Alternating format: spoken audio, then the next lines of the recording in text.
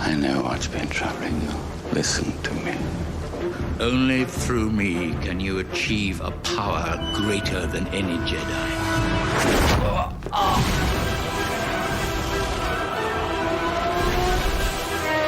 I can feel your anger. It makes you stronger.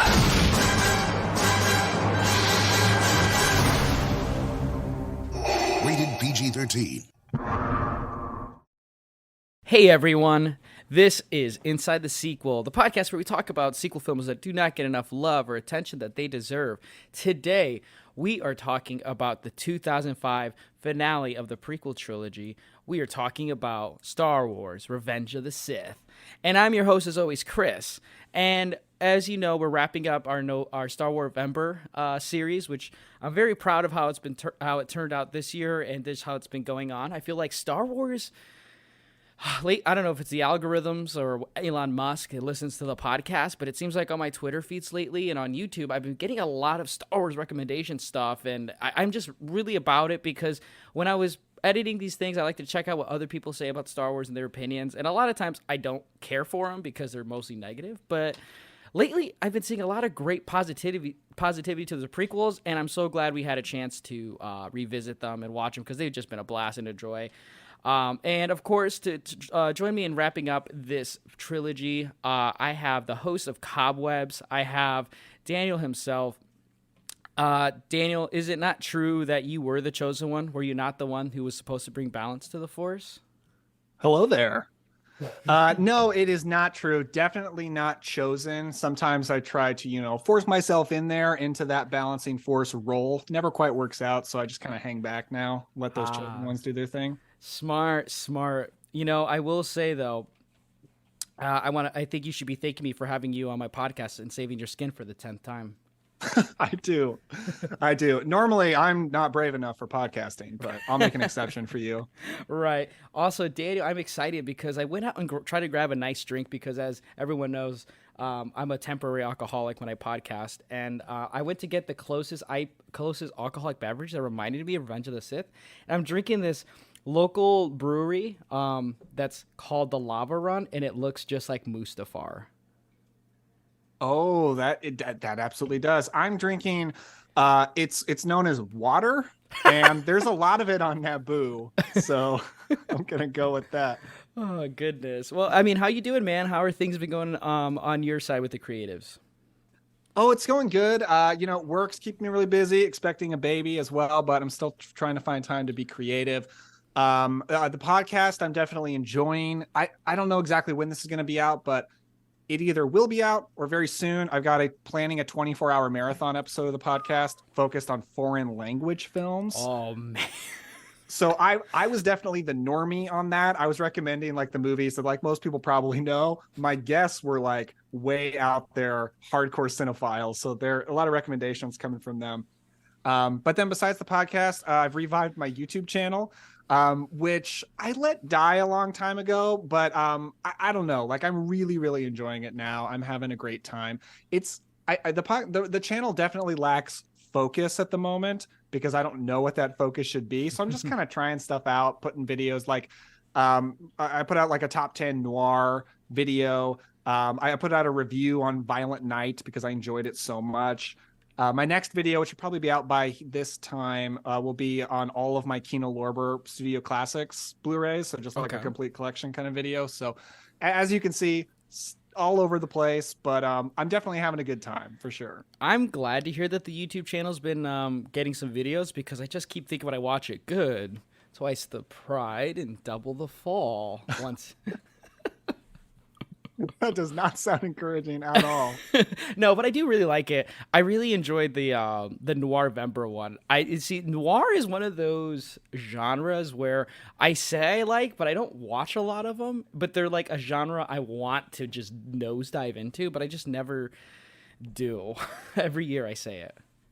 You know what? I was a little bit the same. Like I do love noir, and I jump in and out of the noir genre like kind of all year long. I never make a point out of it in November, usually because I'm so burned out from like going hardcore into horror movies in October. And then I'm just like, I just kind of want to do other things or just watch Star Wars movies or Marvel movies because like my brain's kind of dead. Right. But I did watch a lot of noir this past November. It became like my nightly ritual, like after dinner and hanging out with Stephanie, my wife, and doing the dishes. Like I'm like, all right, I'm gonna throw on one of these like 80-minute black and white crime thrillers and see what's going on there. And I did really enjoy it. So I do recommend StarWarVember. I think it's a good time. Yeah, I really enjoyed that episode. So, and I really enjoyed you having come on here for the excuse me, for the podcast. Because I don't know, man. Like I think I talked about it with you before we started. Like I just been really enjoying this ride of the prequel movies, and they're one of the trilogies that I don't watch as often because I feel like if I watch one of them, I have to watch all of them all at once. I know that sounds weird, but I feel like the original trilogy and the sequel trilogy, it's a little bit easier just to watch one of them and not have to binge through all three. But with the prequels, I could never really. I always told myself I couldn't do that. I'd have to start from the beginning to the third to watch the rise and the fall of Anakin. But man, I just like rewatching them for this. It was just such a ride. It was enjoyable. It was very nostalgic and very appreciative.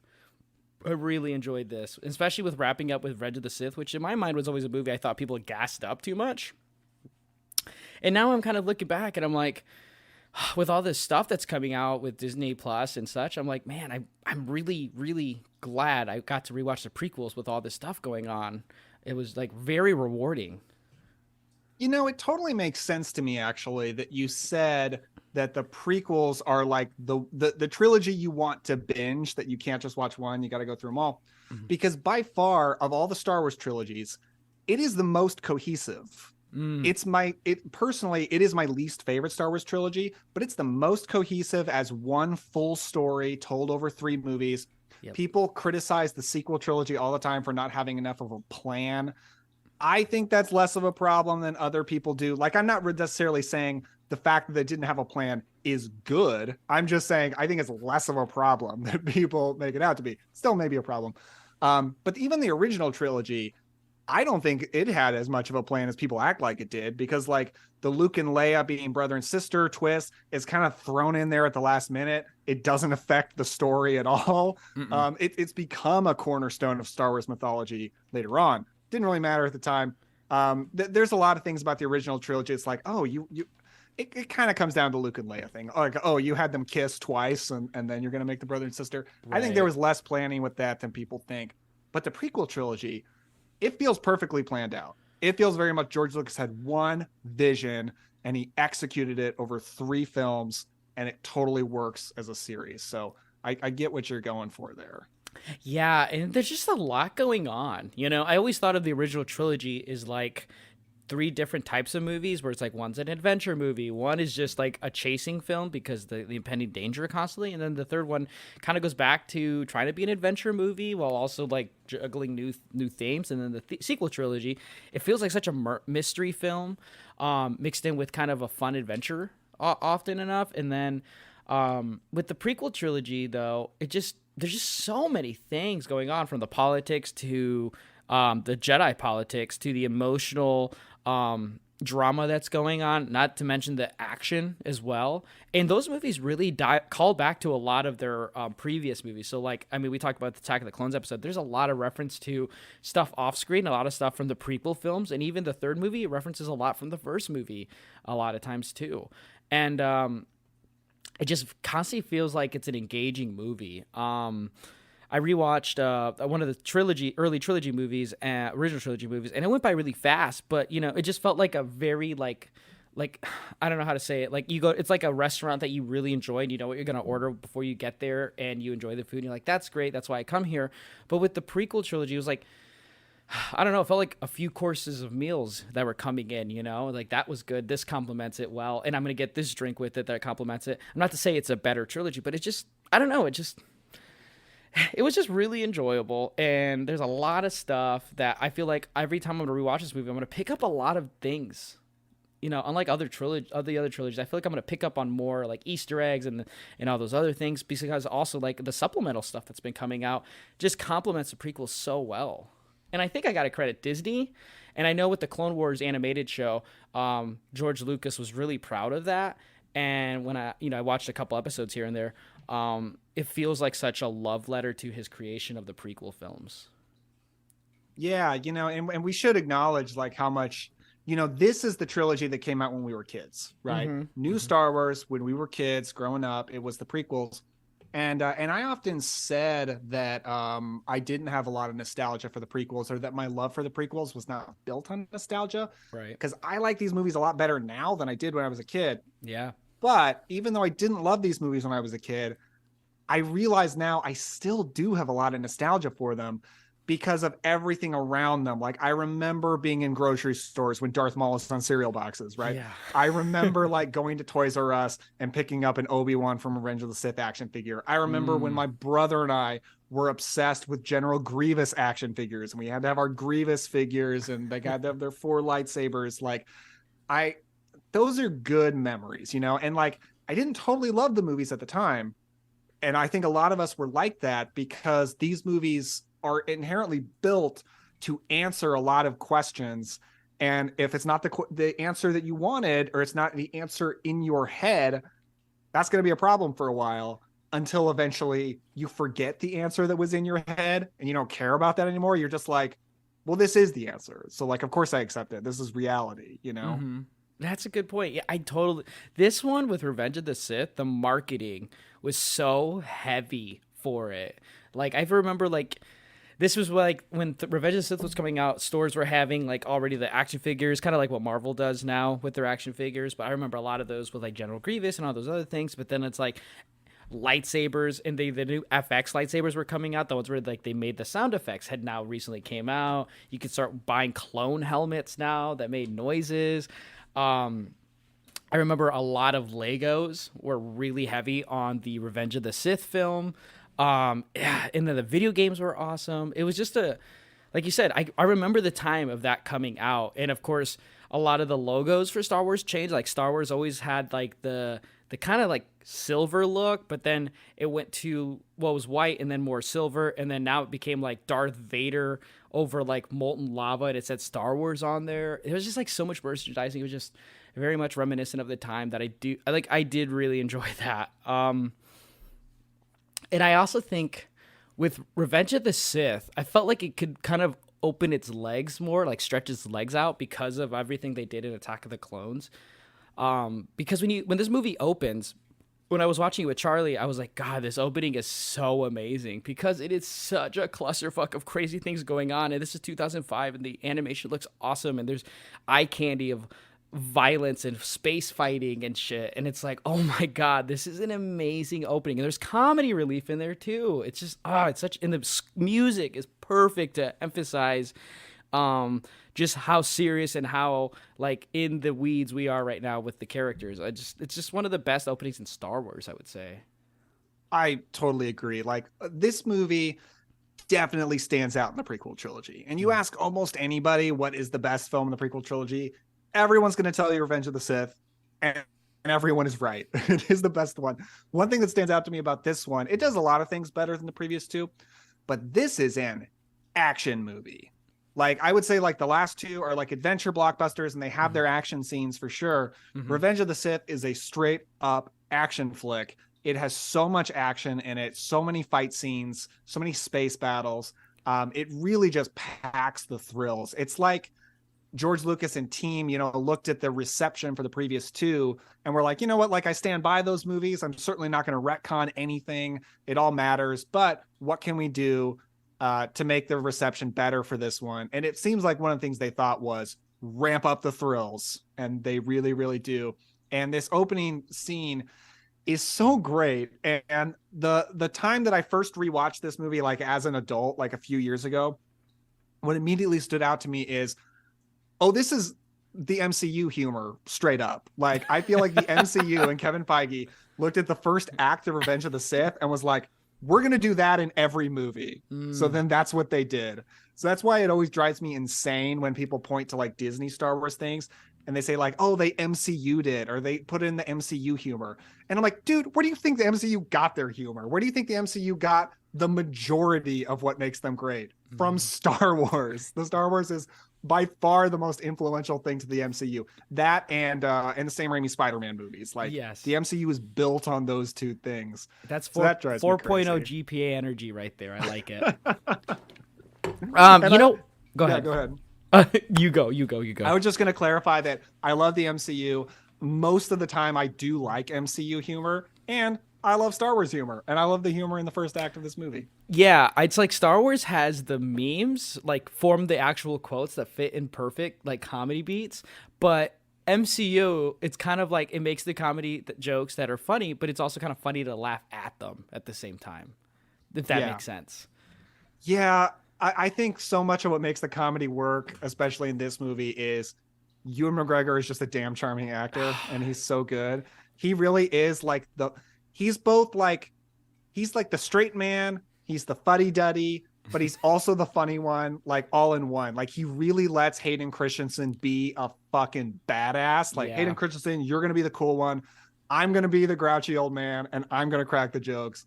And he nails it. Like, one of my favorite moments, it's so subtle, is just when Anakin says, when they're trapped in a force field, and Anakin says, I say patience. And the way Ewan McGregor says patience tells you everything you need to know about their relationship, and how he's just like, oh, finally you're going to do that, huh?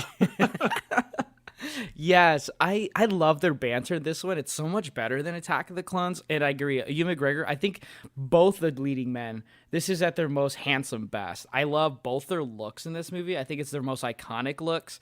In my opinion, they just look so cool. I think I know I love the contrast of Anakin wearing like the dark kind of Jedi robe, which we've really never seen before, which I thought was badass. It kind of looks like Luke in Episode 6. And then Obi-Wan, he looks just, and I love it because he looks just like Qui-Gon with those robes. It looks like the same color, the same style. They both have blue lightsabers, obviously. And they're kind of like almost they are equals at this point, and I love that. But what I think is awesome and smart about this movie is it immediately has the call to action of what's going on, introduces you to the villain right away, just like Attack of the Clones did. And you don't have to wait until the very end, near the end of the third movie, to find out who the big, the heavy is for the movie. It tells you who General Grievous is, and you see General Grievous. I just love that stuff. I think it fixed a lot of the wrongs of Attack of the Clones. The action, like the starfighter parts, we never seen like a big space battle. I feel like in the prequels like that. I mean, that's the Phantom Menace. It wasn't nearly a scale like that. I also love how when the clones join and fight, like I love the implementation of the clones so early on. It just because it's called, they're calling it the Clone War at the end of Attack of the Clones, and it feels like this is like at the height of the war. I also love when the droids are fighting with the clones. It looks like they're kind of like, I kept saying, it's like they're like pirate ships, shooting their cannons at each other as they go by. And it's like, I love that inclusion. It just felt so cool, and it felt like it was pulling elements from so many different types of movies all into Star Wars, and it felt really cool. Absolutely. I love what you said about pirate ships, because I love seeing the influences of classic swashbuckling adventure films in Star Wars. This movie definitely has a lot of that. Speaking of the looks of Hayden and Ewan, they look so good. I mean, I think at the Oscars for this year, Best Supporting Actor should have went to Hayden Christensen's hair.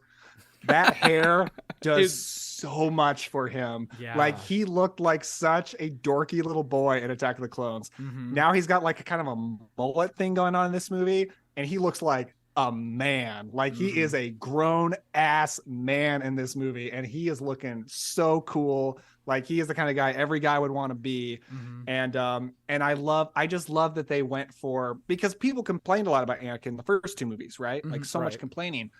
And people do complain about him sometimes in this movie, but they really went hard on like, we're going to make Anakin cool.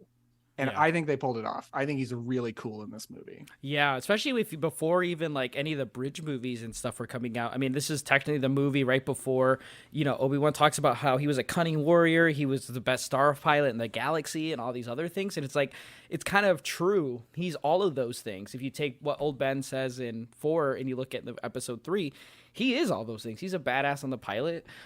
He's an awesome sword fighter with the lightsaber. I don't know. It's just a great opening. And then it also I love how they shoot the danger at the very beginning, like with the buzz droids and everything with Obi-Wan. And it's Anakin saving Obi-Wan. Versus at the end of the first movie, neither of them could help each other. And they needed someone else from the old guard to help them with Yoda. In this one, it feels like, they say there's a bunch of Jedi, that are out fighting right now. But it feels like Obi-Wan and Anakin are doing all the heavy lifting constantly. I just see Yoda sitting on his ass. He's not doing anything. I know, right? That's not true. He went to Kashyyyk. I'm sorry. There you go. But yeah, it feels like these two guys are just carrying the weight. And oh man, what was I gonna say? Gosh, I'm breaking right now. Go ahead and talk about something else before I try and remember.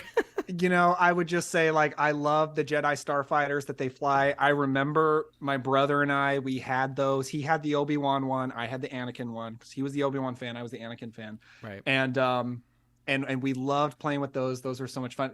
That's one thing I really think about with Revenge of the Sith. Because let's see, when Revenge of the Sith came out, I was 12. And George Lucas always said that Star Wars is morality tales for 12-year-old boys. That's what he said. I was a 12-year-old boy when this came out. I was the perfect age. Because while I did not like the first two, I did like this one when I was a kid. This was the one that I was a fan of. I had so many toys from it. Loved going to the toy store, looking at all the Revenge of the Sith stuff. Right. So yeah, lots of great action and lots of great iconography in this first act. But I love the Count Dooku fight. Really, really good rematch. I will just say one kind of criticism.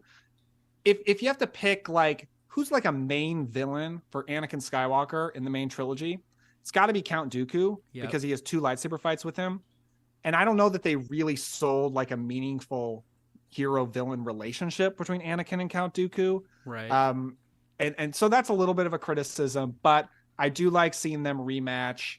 And I do like that Obi-Wan gets taken out and Anakin just whoops ass. And Obi-Wan says to Anakin, Obi-Wan is so humble in this movie, but he says, like, you're a far better Jedi than I'll ever be. You saved me here. Like, you need to take the credit. If anything, maybe Obi-Wan is building up his ego too much, but just because Obi-Wan is just such a supportive guy. He loves his friend and he's like, hey, you're doing great, buddy. Like, you go take the glory. I'm good back here. You're awesome. Yeah, that's a good point. And yeah, my biggest complaint always has been how short that Dooku fight is, especially like how built up it was at Attack of the Clones. And it's like, yeah, Dooku's this guy who cut his arm off and, is the leader of the Separatists. I was surprised that it happened so early, but I mean, it does make sense because they talked about General Grievous. And I think it's funny how even in just the prologue, it gives the kind of wink and nod to the audience that General Grievous went to Coruscant and kidnapped Palpatine. Like, no one's going to see this, like, over 6 foot tall cyborg alien going into Coruscant and kidnapping Palpatine, the most important person who got he just puts his hood up and he blends in. Nobody notices.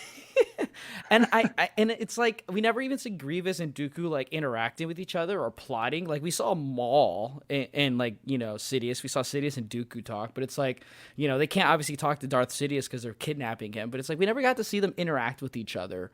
To be like, all right, well, I'm gonna go fight them, entertain them. You do this, if anything. But yeah, the fight though, I do love how it literally carries from the end of Attack of the Clones, where it's like we'll do it differently this time. The little banter, even like in the impending danger in front of them. They're just so confident with each other and how they work together. It's really nice to see. I think that's one thing about Attack of the Clones that's very annoying, and it's like I'm sure it was done on purpose. But it's like the stress of not knowing how they can work together because it seems like it's a fight waiting to happen every time. Sure, yeah.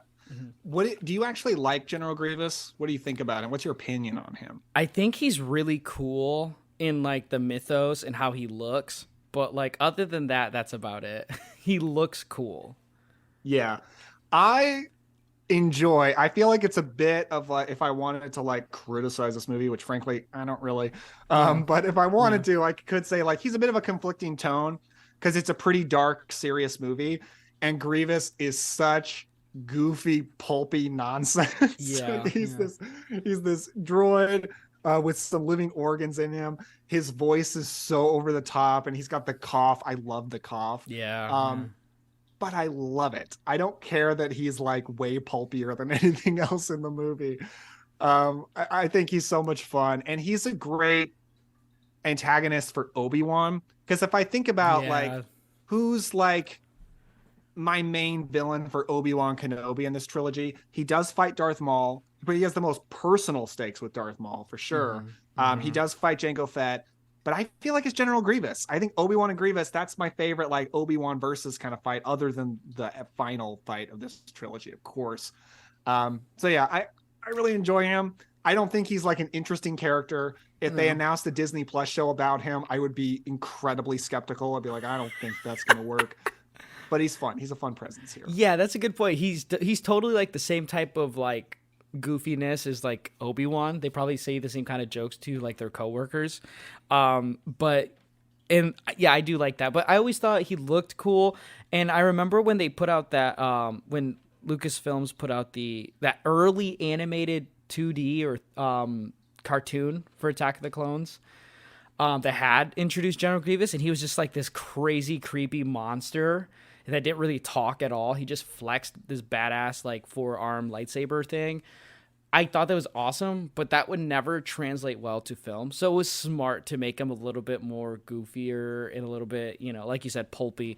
And plus he's like more representative of the Separatists than the Sith. So it's like the Separatists are always kind of like, these guys, these aliens are way over their heads, like they are lucky that the Sith is helping them. And that's what he kind of represents. And it makes total sense.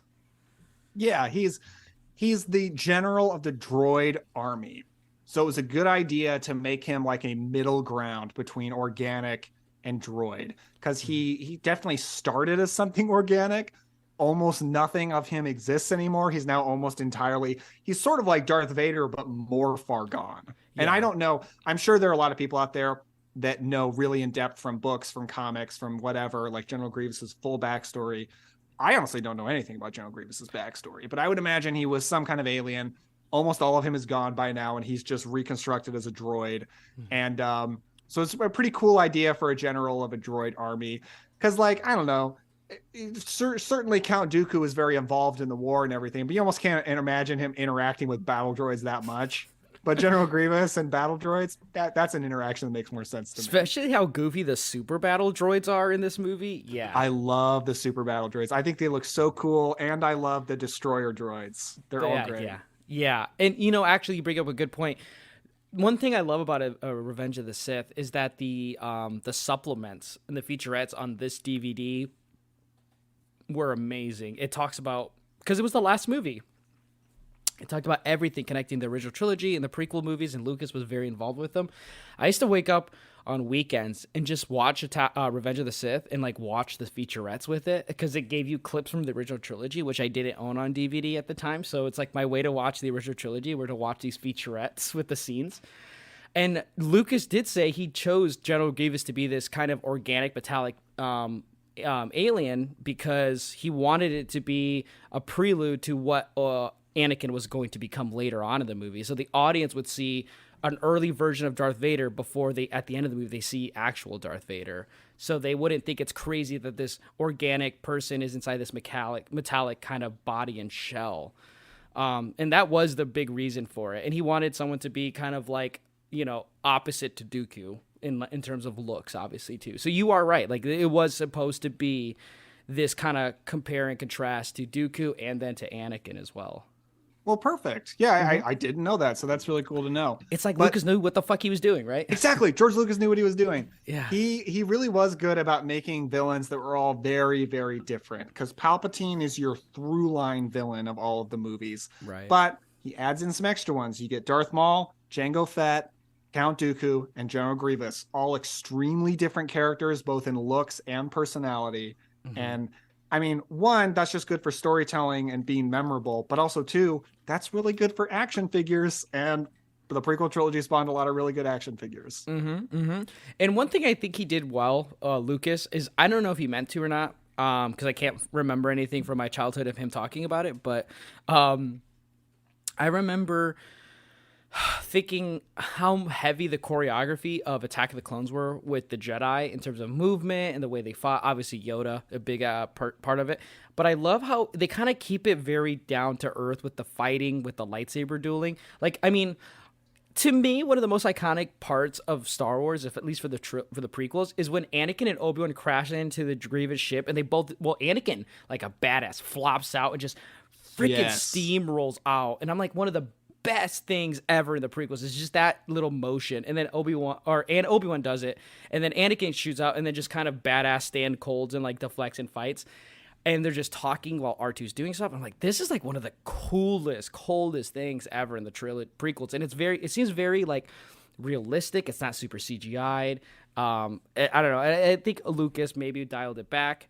And I think he did it really well for this. And same thing when they're fighting Dooku. You know, there's not as much force. It's just saber on saber, and it's very much just the actors with their sticks fighting in front of each other, and it just very believable and very engaging.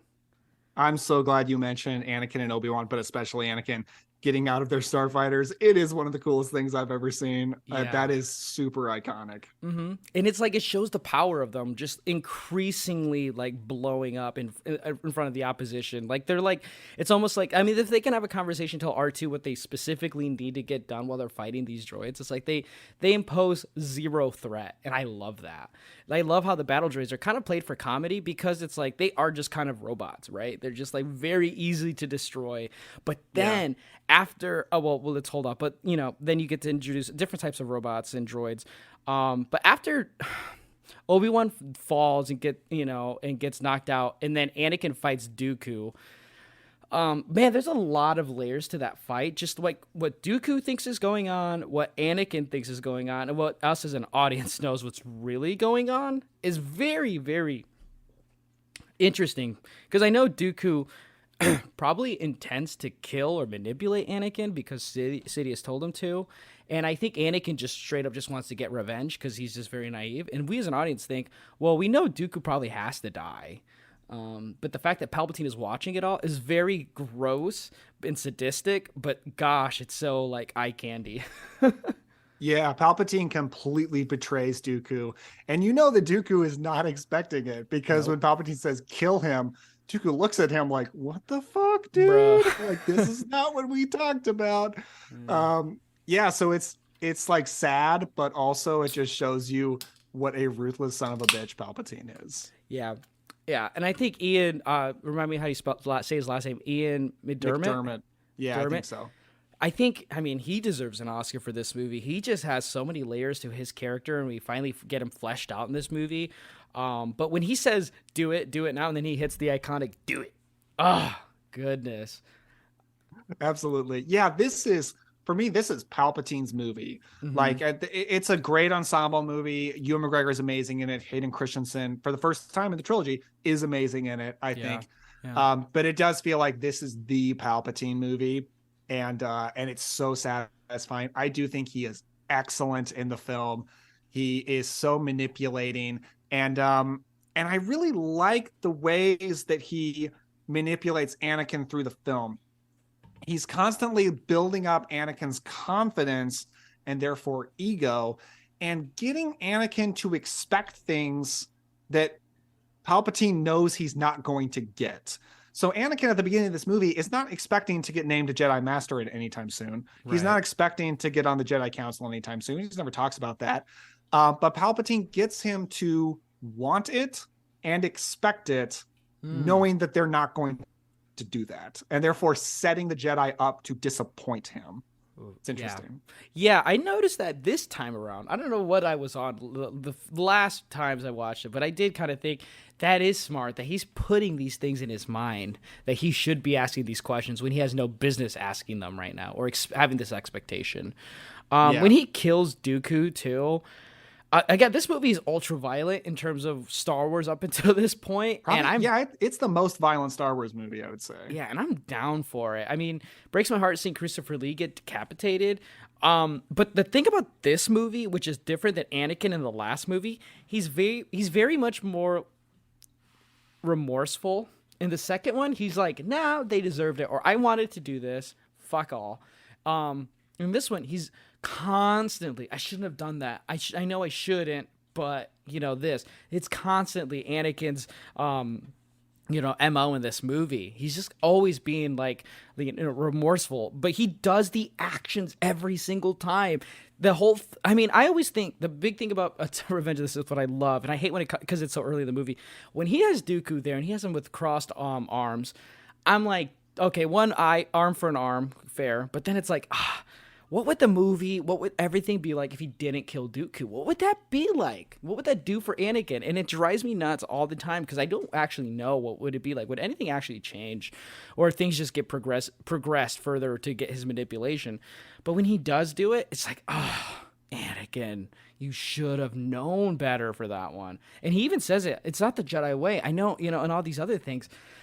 And it's like, ooh, that's just the whole theme the entire time. As someone who used to have buyer's remorse on Black Friday sales and Blu-rays, it's like, oh, dude, I get it.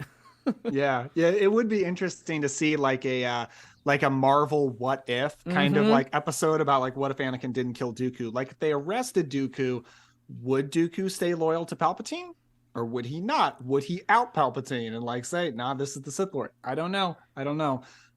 There are two cases in the movie that I think are very interesting in that Anakin reacts to something by doing the right thing. And both times the Jedi disappoint him in their reactions to it. And the first one is when he's having these visions of Padme dying, which I'm sure Palpatine is putting into his head. Movie doesn't say that, but I'm positive. His first reaction is to go to Yoda for advice. Right. Yeah. And Yoda gives him garbage advice. He just says like, well, don't worry about it if people die because they will become one with the Force. So don't warn them. Yeah. It's like, like a religious person, like if someone close to you passed away and a religious person just said, "Oh, they're in heaven now, so don't worry about it." That's not helpful advice at all. It's not helpful. Yeah. Even if you believe that, it's not helpful. And then the second time is when he finds out Palpatine is the Sith Lord. His first reaction is to go to Mace Windu, even though Mace Windu has never been nice to him. I think Mace Windu personally dislikes Anakin. I think that's very clear to see, which is not a very Jedi feeling, but Mace Windu does seem a little bit darker than your average Jedi. A little bit more rage. I think that's in Star Wars lore. So his first reaction is to go to Mace Windu, and Mace Windu decides to become judge, jury, and executioner. Exactly what Anakin did earlier, and Anakin knows is not the Jedi way. Right. And the thing is, Anakin had done it, but then he's going to get upset with Mace Windu for doing it too. That's very true. The hypocrisy, but also the remorse. That's what drives me nuts. It's like the action's already done. You think about people thinking, "Oh, I shouldn't have done that." Well, why did you do it? You know what I mean? Like was it the temptation? Was it the pride? Like what told Anakin at that moment that he should have done that? Was it persuasion? I think maybe it was Anakin thinking maybe we can end the war right now. And like the lust for glory. Another part, maybe the presence of Sidious and a dark presence maybe pushed him to do it. Or maybe Dooku was too dangerous to be kept alive. Like Palpatine said. I'm not sure because I guess Grievous is the leader of the droid army at that point. But also it's like it's a Jedi with no arms. So like what's he going to do? But at the end of it all, I still can't help but think what is going through Count Dooku's mind, because he's a character we've spent very little time with, but the supplements feed so much more into that character. And it's like, man, imagine like you've betrayed your ways, you've lost your apprentice, you changed your belief and your perspective on things. You trust this person who gave you empty promises, and then it's like all that's left is like you're just a pawn in a war. This great respected Jedi with this amazing power, and you're left to be nothing but a pawn to a bigger plan. It's very sad. It's tragic. And it makes me feel for Dooku more and more with more stuff that comes out about him. And every time I watch this movie, and it's like a lot of these characters end up being like Dooku in some perspective. Like ultimately they're their great feats, like the things that happen to them, unless they get redeemed in later installments of things, they just become pawns of the Clone War, and it's so sad. Yeah. It's very clear in Star Wars that the life of a Sith Lord is a tragic life. The life of a Sith Lord is never happy. It never goes how you want it to. It's a life that it's quicker and easier to strong force powers. That's what Yoda says in Empire Strikes Back. It's not stronger, but it's quicker and easier. But life never turns out the way you want, because the life of Darth Maul, Count Dooku, and Anakin Skywalker are deeply tragic lives. Yeah, man. Yeah, it's just something I always kind of get like a little bit more. This is the thing with Revenge of the Sith. I get more contemplative, and I get very much more thinking. And like, again, the Yoda advice is probably the most gross thing a Sith could do. Don't mourn people you care about. Love them. Don't even love them. Just be happy for them. It's like, what the hell, dude? Like, how do you tell any living thing like not to be sad about them dying? I don't know. It's just like one of the grossest things in this movie, and I think it's done. It's executed well. You know, it's done in a great way. But it's just, I think that's part of the point of it. And I love how even Palpatine touches on the Jedi dogma as well, and says like how it's flawed, their lust for power is growing. He kind of has a point, because the transition of power in this movie is always in question. And even I'm on rewatches constantly. I'm like, how would they properly have the peaceful transition of power if not the Jedi would have to temporarily take control of the Senate, which, that's always been like they can't do that, but it felt like that's what they would have to do. It's like, we can't keep the country in order unless we put it under martial law. Like, we have to put it in martial law to like make sure, even if it's for a little bit, just to make sure everything is fine. It kind of feels like that, and it's a very interesting dilemma in this movie. Yeah, for sure. It's very clear the Jedi are broken to one degree or another. And like we talked about in Attack of the Clones, and that Count Dooku tries to manipulate Obi-Wan by telling him mostly the truth. From a certain point of view, like Obi-Wan says later in the series. And that's a lot of what Palpatine does say to Anakin, some truths from a certain point of view. But of course, like the Palpatine and Anakin stuff is never better than the scene in the opera when he tells the tragedy of Darth Plagueis. Gosh, it's one of the awkwardest conversations in terms of like place and setting, but it is one of the like it's so creepy. But it's a very gaslighting kind of conversation. yeah, absolutely. Very creepy stuff. I want to know, like, what was the opera show they were watching? Because every time I watch, I always try to pay attention to what they're watching. It's like people going from like water sphere to another water sphere. It's very weird. Art is very weird in Star Wars. A lot of very strange art going on. Yeah, you see people walking up to the gala, and there's this one alien with outrageously large breast, and the camera kind of follows her and trails her and zooms, and I'm like, Lucas, what are you doing? This is a PG-13 movie. Oh no, boobs exist in Star Wars. Definitely one of my favorite performances in Star Wars is in Solo, when you see the fish in the fish tank crooning jazz music. Yeah, that's great. Good pull. Gosh, the first act is just awesome. Like, we touch on so many things. That's just like the first act, really. And what I talked about earlier, when they run into Grievous and they get trapped, they go, wait a minute, we're smarter than this. And obviously it's because Palpatine's there that's manipulating their thoughts. And they meet, Grievous, and he says, your lightsabers will add a fine addition to my collection. There's a deleted scene where Shaak Ti is there, and Grievous kills Shaak Ti and takes her lightsaber and says the same. That's when he delivers that line to him. I'm glad they pulled that line out. I don't know why. It seems like really dark for them to just kill Shaak Ti in front of them. And when he says another to add to my collection. Right. And then you get introduced to General Grievous' bodyguards, which badass. Those are cool. Yes. Yeah. Talk about like, the droids getting like funnier in comic relief. Because like in the first movie, the funniest thing you get is the Roger, and the coolest thing is the droidicas.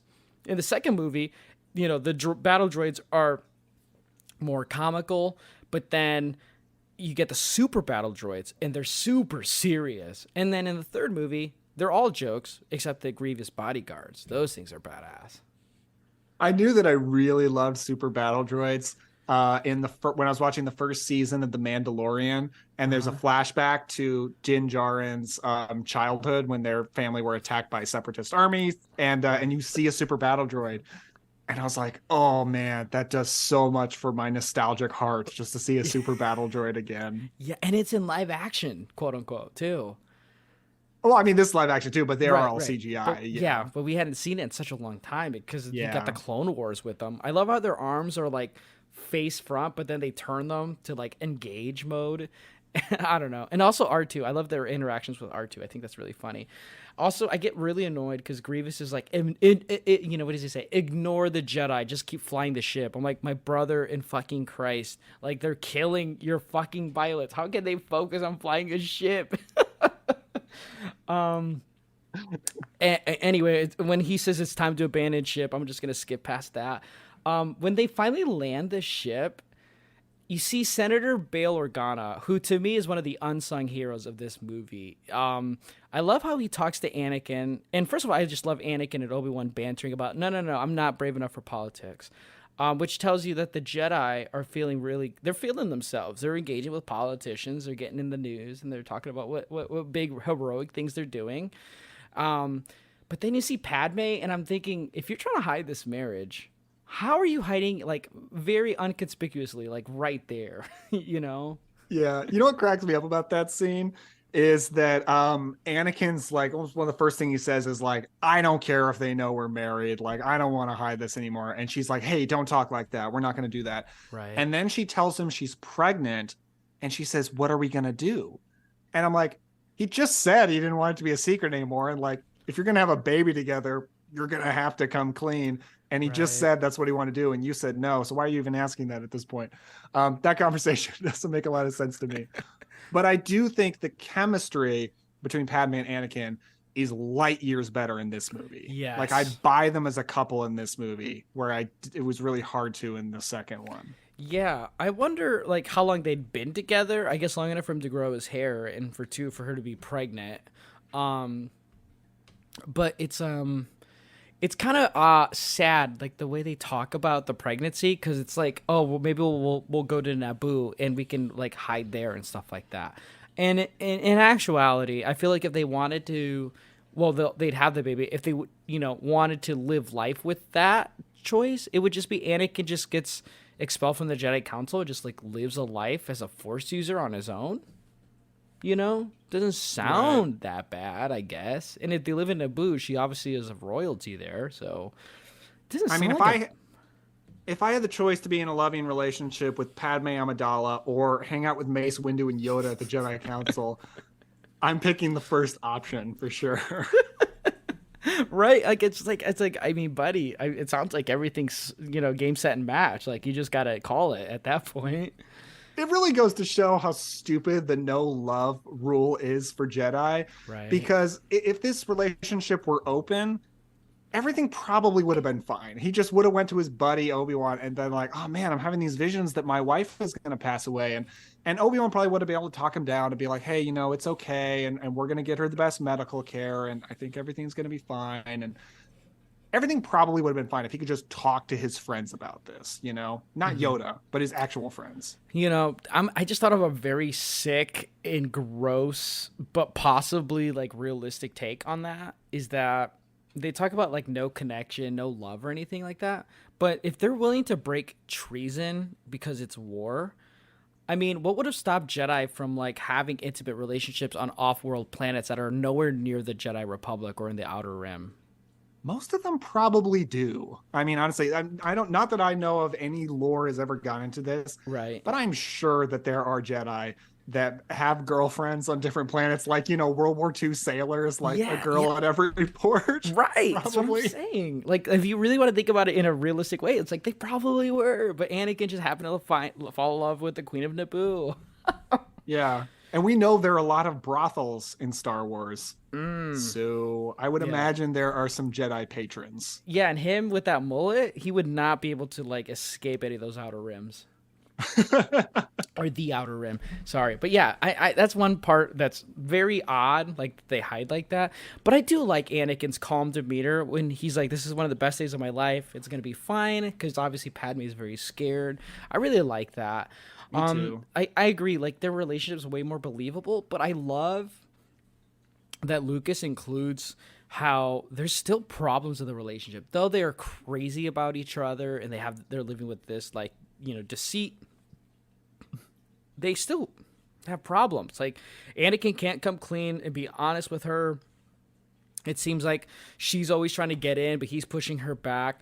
Or she wants to support him, but she maybe doesn't know how to support him. There's a lot of marital problems in this movie between the two that aren't that aren't said out loud, but they're very obvious. And I really enjoy it because it helps with the drama of the fall of Anakin.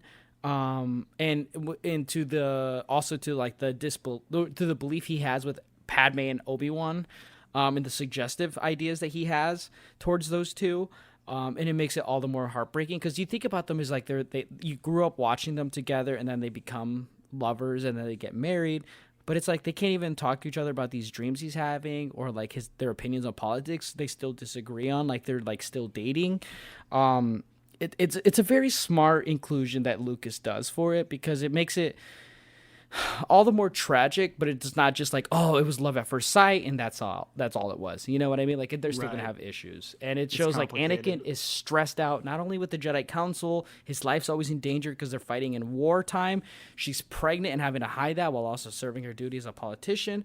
But then they also like have to worry about each other and like how did they make their marriage work. And there's at home stress for each of them, and I think that also adds to both of them, and like like she says she has the will to live. She's dealing with a lot of at-home issues, and he as well. No wonder he's always stressed out. He has a lot of at-home issues too. They're not doing each other any favors. Yeah, I mean, I'm sure that having a relationship that you have to hide, which is therefore kind of built around shame, would be very stressful. What do you think about the fact that so much of Anakin's turn to the dark side is set on him being worried Padme is going to die and trying to gain a power that will overcome that? I mean, I said it, it's like when you're so desperate and you're kind of, emotionally put into a corner, you're willing to believe anything to help that person. But also, I feel like at this point in their lives and their relationship, I felt like when they got married and such, it was very great. It was very strong. It was very loving. But at this point, there's some time that's passed now. I feel like he's kind of drained, and it feels like he's trying to salvage a relationship that's been broken due to, one, a war and his obligations and commitments to the Jedi and the war. And she probably has resentment towards him in some ways because of him not being able to be there all the time as a husband.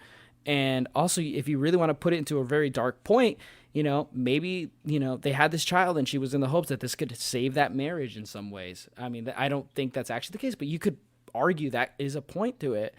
It's very sad. And I feel like Anakin is emotionally put into a corner from all angles. And it makes sense why he would transition to the dark side, because it's a side and it's coming from a person who didn't do anything that put him in that corner at any point in this movie.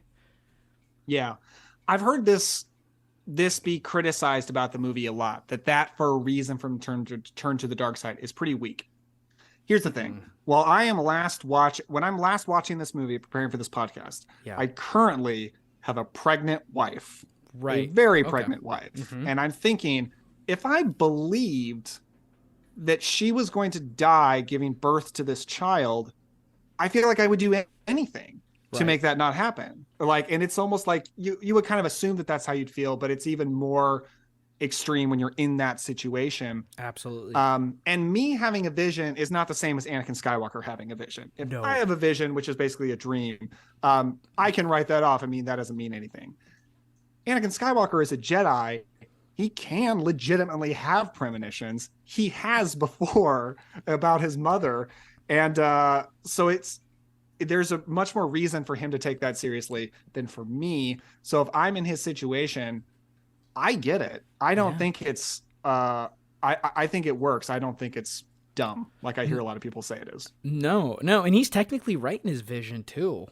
I mean, he doesn't know the extent to how much he played into it, but he does know the end result is she's going to die in pregnancy.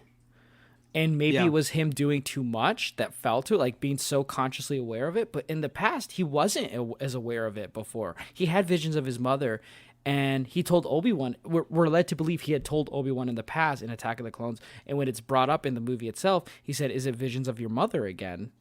It's because he's mentioned these things before, and he just was never able to do anything about it. And now he does have the power, and now the ability, and then the ability to do it. I mean, yeah, I'd be on edge too. I mean, it totally makes sense. And that's why this movie, I think, is done better with age, is it becomes more believable. It becomes very much more realistic. It's a weird, realistic take on something that happens very often, in terms of pregnancies and, fears that men have, and dogmas and institutions that do not adjust to, new ideas and the way that, society works. And I think Lucas is ahead of his time with these kind of approaches that I don't think were appreciated then. I mean, this movie was 2005. It's at a conservative time in America. And, I don't think he's trying to make it that political, but at the same time, you can't help but think, like, mental health awareness was not a big thing, especially not with men. Abortions is still, a big controversial thing at its time. And, you get the church trying to reform at this time as well. I mean, there's a lot of things that come in the real world that can affect this movie in hindsight. And I totally think it's believable. And I think Anakin, what makes him so compelling is he's not really wrong. It's just the people who were good weren't good enough. And that's what makes it ultra bad and ultra sad at the same time. Yeah. It is that, well, first of all, you were talking about possible political allegories and such. Let me just say right now, Star Wars is political. Mm-hmm. George Lucas always intended Star Wars to be political. Mm-hmm. And if you ever hear someone say, don't put politics in my Star Wars, never listen to that person. They don't know what they're talking about. Right. Shout out Andor, the most political thing Star Wars ever. Probably. Right. And if you rewatch the original trilogy, it is so clearly obvious they are space Nazis. Like in every beat, they are totally that, including naming them stormtroopers, which is what Hitler named his troops in North Africa during World War II. They were called stormtroopers because of the desert. Of course, it's like, yeah, I totally agree. Yeah, George Lucas is clearly extremely anti-Nazi because he made both Star Wars and Indiana Jones all about hating Nazis and punching them and shooting them. Yeah, that's one other thing about the prequel trilogy. It's like, maybe appreciate. It's like, God bless George Lucas. Like, oh my God, like that guy. Yeah, he knew what he was doing. Yeah, there you go. Anyway, I'm off track. What were we talking about? It is political. Oh, that's right. I don't know where I was going with that. I think my thought was done. There you go. So like we get through all of that. I love how we just kind of hang out at the Jedi Temple. We get a lot of stuff with Anakin interacting with Jedi, the Obi-Wan talking to the other Jedi, like Mace. It was really just Mace Windu and Yoda, just kind of like discussing things, and then you transition to Anakin talking to Palpatine. When Palpatine, or not Palpatine, when Anakin misses the what's it called, the briefing about what's ever going on with the war, and he said everything's good, but he says Palpatine wants to talk to him. I feel like that's when everything starts to go down. When Palpatine, which is such a smart and cheeky move, when he requests the council to have Anakin be on the council because he knew what the council would do and what that would do to the morale and thoughts and emotions of Anakin. God, that is such a genius move that I just only appreciate more when you talk about politics today, and just like, even in like the workplace and why people do the things they do, and they're thinking 2 moves ahead. God, that is such a genius move in terms of trying to manipulate someone and try to create chaos where there isn't any at the moment. Yeah, and I do kind of love when Anakin's complained to Obi-Wan, like, oh, I can't believe they put me on the council, but not give me the rank of master. And Obi-Wan's just like, calm down. Nobody as young as you has ever been on the council before. Like, just be thankful. God. Right. And Obi-Wan's on the council now, too, when we realize that, too. It's never announced that he was. You just see him sitting with the council. It's like, good for my boy over there. Like, Obi-Wan got in the council. Obi-Wan is so pure. He is such a good person in this movie. I just love him. Yeah, and And you know what's also great is like he's one of the few Jedi that has a great relationship with clones, obviously with Commander Cody. None of the other Jedi, like Yoda is barking orders in all of Attack of the Clones, and in the third movie too, he doesn't even remotely talk to the clone troopers in Kashyyyk. But Obi-Wan's the only one that seems to have any sort of developed relationship with clones. And I really appreciate that because, I mean, up until the Order 66 stuff, I mean, the clones are pretty cool. I love the original Gen 1 where they look in Attack of the Clones. I love that design the most. But at the same time, I love the personalities they have in this movie. Like Commander Cody's banter with Obi-Wan is great. Obi-Wan is just that guy that everyone likes. He has like a good relationship with everybody. He's nice to everybody. He's like that guy in high school who's like a part of every clique and every group. Just like every kind of person likes him. That's who Obi-Wan is. That's a good point. I like that. And then when Yoda goes to Kashyyyk, you get little glimpses of Kashyyyk. I enjoy how they throw Chewbacca in there too. Like I feel like that's a little bit that is fun. It's kind of gives you like some backstory a little bit there. Obviously they show how cool the clones look in Kashyyyk as well. I heard there were some plans to possibly include little kid Han Solo with Chewbacca. I'm really glad they didn't do that. Yeah, that would have been a mistake. Wow, that would have been really bad. Really bad. And then you get Turfa as well, which is a new character that's introduced as a Wookiee there as well. I love that Kashyyyk stuff. It just looks really cool. I love how it's like, you know, it's a star system we kind of afford to lose, you know? And again, I think it's smart of Lucas to push how crazy the Clone Wars is getting because it's nearing the end. Because even Palpatine says to Grievous, the war is near an end. Where there's not a lot of support to help Anakin, and he's only isolated with Palpatine. And Palpatine's feeding these things like, "Oh, you're on the council now. You know, I'm going to recommend you to go to Kashyyyk or go fight Grievous at Utapau and all these other things," which he knows that the Jedi's not going to go for. And it's like manipulating wartime efforts to like gain things. It's like it's a savvy move. I got to give credit to Palpatine. He just knew everything that was going on because obviously he's playing both sides of the field, right? Yeah, absolutely. I love the scene when Anakin and Padme are talking, and Padme just floats out the idea, you ever considered we might be on the wrong side? And that's just like, that just really just represents what I love so much about the prequel trilogy. And I've said it, I think, on every episode so far, that I'm so glad it's not bad guys coming in to fight the good guys and then bad guys take over. It's about the good guys turning into the bad guys. And Right. And Padme is the only person in the movie who recognizes it early on.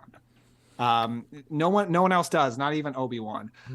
And I really, really love that. And when everything's starting to fall apart, when Palpatine is really, really taking over, I love how Anakin isn't like, I'm turning to the dark side. I'm decided I'm going to be a bad person. He doesn't do that. He's like, Right. I'm going to stay loyal to the Republic. And that's literally what he does. It's just that the Republic is turning into something very evil. Yeah. And it's weird that he says that and she doesn't take too crazy like of a reaction to it, because it's like her whole job is like making sure there is a democracy. She's a senator. Like that's her job. Like having an empire, her job is basically gone at that point. It's just a title at that point. Yeah, it's really sad. I feel like Padme in this movie doesn't have as much of a screen time as the previous two movies, but she has some of the best dialogue and emotional moments in this movie. I got to give it to Natalie Portman. She didn't phone it in. She was totally on it in all of the scenes with her in it.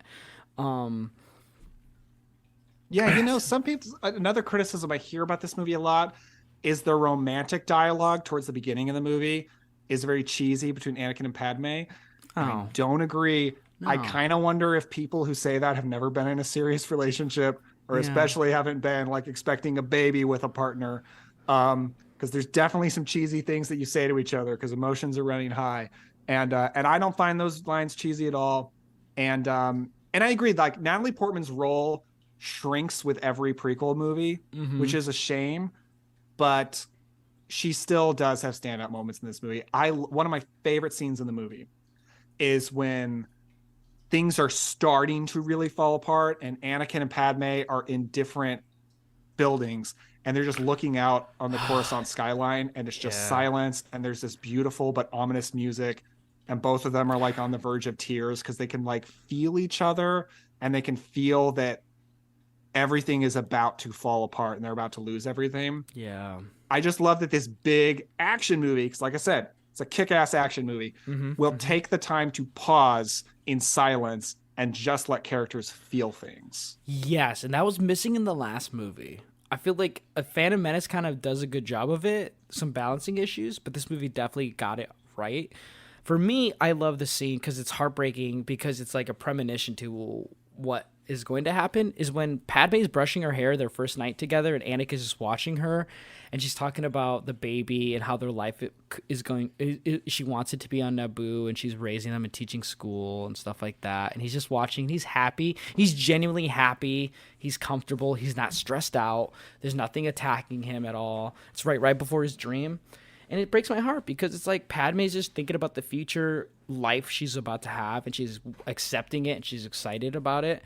And Anakin is excited about it and happy too. And it's like they'll never get that. And we as an audience know that they're never going to have that. And that, to me, that's heartbreaking, but also like a small slice of like ignorant bliss there. I know, like the prequel is a trilogy of a lot of tragedy, but the most heartbreaking tragedy for me is probably Padme. And like, she did not deserve this. No, it's so, and she even like tried to fight back against falling in love with Anakin, and like didn't really want things to go like that, but it happened. And she was an amazing person, so much great potential for her life to do so much good for the galaxy, and her life was cut so short and had so much sadness. So sad to me. Yeah, it is sad. And there's also like another moment with Anakin genuinely happy at the time. Another thing that preludes to what's not going to be able to happen is when he tells Obi-Wan, when Obi-Wan gets the assignment to go to Utapau to fight Grievous, they have that little interaction before he boards, and he kind of says, "So long, old friend," and he talks about, like you said, you became a far better Jedi than I ever can. I love that scene. It literally is like their final goodbye. They don't see each other until Mustafar. And I love how Lucas films it where Anakin has the high ground and Obi-Wan is going down. So at that point, Anakin is above Obi-Wan. And Obi-Wan is, instead of looking down in anger like Anakin eventually does, Obi-Wan's looking up with proud and, being prideful, not prideful, but being proud of his friend, being humbled, like you said. And Anakin is appreciative. He's not looking down on Obi-Wan. He's happy and he's accepted where he's at now. And, the metaphorical, you're above me, I'm going down, and I'm going to let you stay where you're at, versus the type of I'm above you and you're below me kind of interaction they're going to have at the end of the movie, is just awesome from Lucas. And then it's also just kind of like a heartfelt, sad goodbye. And he does a good job of like telling the audience this is going to be their last friendship goodbye. But also it's like an exchange of like, hey, you might end the war, and I don't know what's going to happen between you and what's going on there, but I just want to let you know, how many times have they maybe had that conversation? I don't know. Yeah, I absolutely love that scene. I keep saying that about every scene. But I love it because Anakin, he apologizes to Obi-Wan in that scene. Is like, hey, I haven't been a good enough friend, and I haven't been the Jedi I should be. I'm sorry. And the way Ewan McGregor's performance is so good in this movie, and the way he looks at Anakin says so much. Just this little subtle expression like, I love this guy and I'm so proud of him. Like, that's what it says to me, and it's just wonderful. I think Ewan McGregor is I think both of them are just fantastic here. Yeah, I feel like they definitely like match each other's energy in this movie. Although one thing about this rewatch that felt a little different, and I think it's because the Disney-ified version of Star Wars we get now, is I'm thinking about the Clone Wars and I'm thinking about Ahsoka and all those other things that I know that are like Lucas had no awareness of at the time of this movie. I think it's after Revenge of the Sith where he decided he wanted to do the 3D Clone Wars movie. I could be wrong. The Clone Wars movie came out in 2008, which kicked off the show. Right, and I know he always wanted to explore the Attack of the Clones and never got an opportunity until that point. And the inclusion of giving Anakin all this stuff, I wish he was able to do something remotely similar to that in any sort of way. A mention or something, if he was able to, if he had that at the time, would be awesome. Of Ahsoka? Yeah, of Ahsoka, or even like Anakin being this great Jedi general as well. Because to this point, when I'm thinking about it now, in terms of rewatch and where we're at with Star Wars, it feels weird to think like Anakin. We eventually know that he was training someone and that he was in these great battles by himself. Because I'm led to believe in watching Revenge of the Sith, he's fighting with Obi-Wan all the time. Yeah, so Ahsoka was created by Dave Filoni. Yeah. She's like his baby, like his greatest creation. One thing that I meant to watch before recording this, and I forgot about it until just now, is supposedly the final 3 episodes of the Clone Wars show are what Ahsoka was doing during Revenge of the Sith. Oh. And I've heard it's amazing. I'm now like, what a terrible podcaster. I haven't seen it yet, but I need to check it out. No, you're good. I just kept thinking about it because like I haven't gotten that far in the Clone Wars. I think I've got through all of season 1 and season 2 a little bit, and I watched the movie as well, and that's about it. Yeah. But I did think like as emotionally great beat by beat the Revenge of the Sith movie is, because there's more Star Wars that feeds into it, it makes it feel a little awkward at times. Like you talked about the dialogue a few times is a little awkward, but like in terms of like all the added information we get, and again, that's what's the problem with like adding stuff and filler and background information. The more we go on, it kind of makes them feel a little weird at times. Because I know there's someone who didn't watch Revenge of the Sith when it came out in theaters. I'm probably going to go like, well, where's Ahsoka? Where's Captain Rex? Where's more of the Commander Cody stuff and such like that? Or, Darth Maul's doing all this other stuff. It makes it feel a little different and a little weird, probably to like how we reacted when we were watching, Revenge of the Sith. It's a weird thought I had throughout the movie a little bit. Well, I think people should keep in mind it's already 2 hours and 20 minutes. There's only so much time. It's already rushing through a lot of things, and it's a fast moving movie. It is. And like, I mean, when we get to Utapau and they're fighting and Obi-Wan's talking about, like where they're at and stuff, and you hear, and he's sneaking in and he drops the hello there. Oh, iconic hello there. Honestly, never forget. Utapau is one of the best things in this movie. I think the planet looks cool. I love the little lizard or feathered lizard he rides.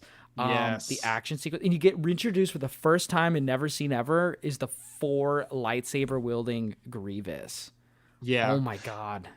I love this scene. I love this fight scene. Mm-hmm. I will say this scene does have the one moment of Revenge of the Sith where I'm like, well, that's just weird and awkward. Okay. And it's when so General Grievous says something like, oh, I'm gonna kill you or whatever, and it hyper zooms in into Obi-Wan's eyes and he goes, oh, I don't think so.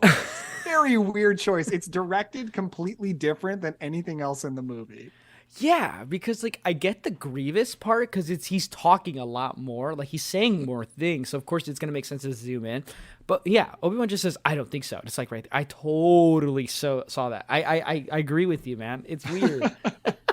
I don't know what the purpose is that, other than like they were playing mind games and Obi-Wan's like, "I got the Force and you don't, bozo." I don't know.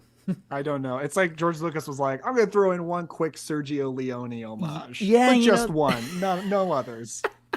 That's true. I love the contrast of like, you get these action-packed scenes when the clones drop off and start, start the battle. And then it quickly cuts to, Anakin being the Jedi errand boy. And Mace Windu is saying, tell Palpatine that, they've made contact with Grievous and stuff like that, and then it cuts back to the action again. It's a little awkward in terms of like, tone, but at the same time, it makes sense. Like while these things are going on, there's an internal war and battle going on with Palpatine and Anakin. So I get that contrast, but in terms of like in my senses, it's kind of like, I'd rather go back to seeing the badass clones battling these battle droids. Like I love the inclusion of that scene where that clone is running up and just shooting the spider droid and then he jumps on top of it and shoots it down. It's like, why the fuck are stormtroopers missing everything in the fucking original trilogy? These clones are badass. Because stormtroopers are just recruits, and then Yeah. clone troopers are specifically created for battle. Yeah, I totally agree. I agree with the people with people like Star Wars fans today's like love of like the clone troopers, the Commander Cody, the Captain Rex, and all these, the 501st Legion. I mean, this movie kind of puts the stamp on like the badass part of like the clones, because they are badass and they look cool. They're that in between of the clones from the last movie and what stormtroopers look like, and they're battle hardened. Man, and you see so much of Tesua Morrison. Is that how you say his name? Right, Tamora Morrison. I mean, he better be living in a fancy mansion, because you see his beautiful face throughout this movie, and I'm here for it. Dude, he's cruising on that Star Wars money and that Aquaman money. He's doing good. Yeah, God, I love that stuff. And what do you think about the demise of General Grievous? When they're chasing each other, that little rolling droid robot thing that he's riding on, I had a toy of that. That thing was badass. Oh, yeah. Either me or my brother did. I don't remember which of us, but one of us had it. We also had the lizard that Obi-Wan rides on. We had both. Yeah. I love the death of General Grievous. I love that Obi-Wan shoots him with a blaster right into his few organic parts, and he bursts into flames, and flame is bursting out of his eyes. That's so good, but then it has such a perfect payoff when Ewan McGregor says, "So uncivilized." Mm-hmm. I love that, and it feels like an actual battle. Like, I mean, it's like Obi-Wan's way over his head, you know. I keep thinking, the more I rewatch this movie, that Obi-Wan is like, holy shit, I just ended the war with a cold, line just now, like, so uncivilized. Now the war's fucking over. You know what I mean? They just got to win this battle. But that just shows you what kind of character he is, because he's not like, yes, I won the war. He's just like, I don't like this blaster thing. It's so uncivilized. Like, that's all he's worried about. He's just like, this is not my thing. Which is funny in Kenobi, because then he has a blaster. He does, but he's very disconnected from the Force and the Jedi ways by then. But then you get the Order 66 and the fight. Let's talk about the fight with Windu and Palpatine and Anakin's reveal. Talk about anticlimactic, where he's like, excuse me. Like, it's weird. It's like a sexual tension with Palpatine and Anakin saying, like, use my knowledge. I beg of you, please. And, like, it's awkward sexual tension between the two. But then when Anakin goes, I'm going to just go report you. But he's also nodding when Palpatine says, you're very wise, Anakin, and brave. And Anakin's like, yeah, I know, I am. And if you look at that scene, he is nodding and smiling. And then he goes and tells Mace Windu, and Mace Windu's like, I'm sorry, did you just say a motherfucking, Sith Lord? It's like, I love his delivery of that. A Sith Lord? Like, yeah. You found that? Really? Oh, is that how you take it? I think it's like more like, I'm sorry, can you repeat that again? It could be either one, but I think it was a little, I just see, Mace Windu just seems constantly demeaning to Anakin personally. Yeah. So he's just like, really? You found this? I don't know. You've been saying that for a long time, and I always kind of thought, I don't know. Maybe it's just the delivery, but also it's like, I see the contrast of Windu's reactions to Anakin in Attack of the Clones to Revenge of the Sith. It's a stark contrast. It's almost like, it felt like Mace Windu was a little bit more hopeful of Anakin in Attack of the Clones, and in this movie, it does feel more like Mace Windu is not believing of Anakin being the prophecy, even when he says, so the prophecy says, whatever. Right, yeah, for sure. And Mace Windu's not wrong. His mistrust of Anakin was well placed. Right. He's just, kind of a prick. He just like, it does feel a little bit personal. Like, he doesn't really act like that towards anyone else. Like, I just feel like he doesn't like this guy. I wonder if it's jealousy. I don't think so, because Mace Windu seems very confident to me, and I think he is known as one of the most powerful Jedi, because in order for Anakin to talk about how great Obi-Wan is in Attack of the Clones, he says, he's as powerful as Master Windu. I don't think it's that. Frankly, I think Mace Windu might be just like the internet in that he thinks Anakin's kind of annoying, and a lot of people online agree with him. It's very delicate for a boy like that. I don't think the boy can take it. I don't trust him. I love that dialogue.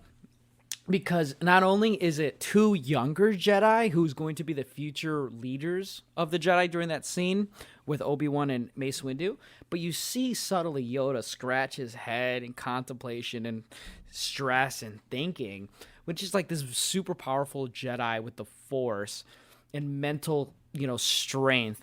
And he is stressed the fuck out about the Jedi Council and of Anakin. And he sees his two prodigies who are going to replace him when he's old and gone. And they're not even sure what the fuck's going on. I love that little inclusion that Lucas puts in there to show that this movie is just the follies of Yoda and his incompetence to lead. And like how so wise and strong and powerful that he is completely overwhelmed and overtaken, and it's just a smart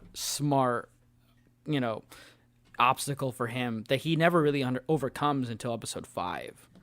Yeah, one of the most damning things about Yoda, and it had to be this way in order to lead into the original trilogy, but when Yoda gets beaten in a lightsaber fight by Palpatine, and he's just like, all right, now I have to go into exile. And it's like, dude, you're not going to help? Like, you're not going to help, like, reverse this? Like, this guy just came into all this power. Like, you got to do something to get him out of power. But he's just like, we failed. That sucks. I'm going to leave now. Mm-hmm. So 2 things with that. For me, I always took it, now I've always taken that as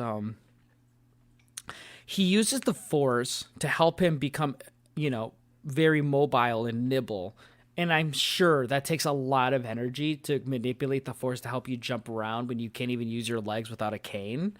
And it's for a very long period of time that he's doing that. And he also uses the Force during the battle at the same time.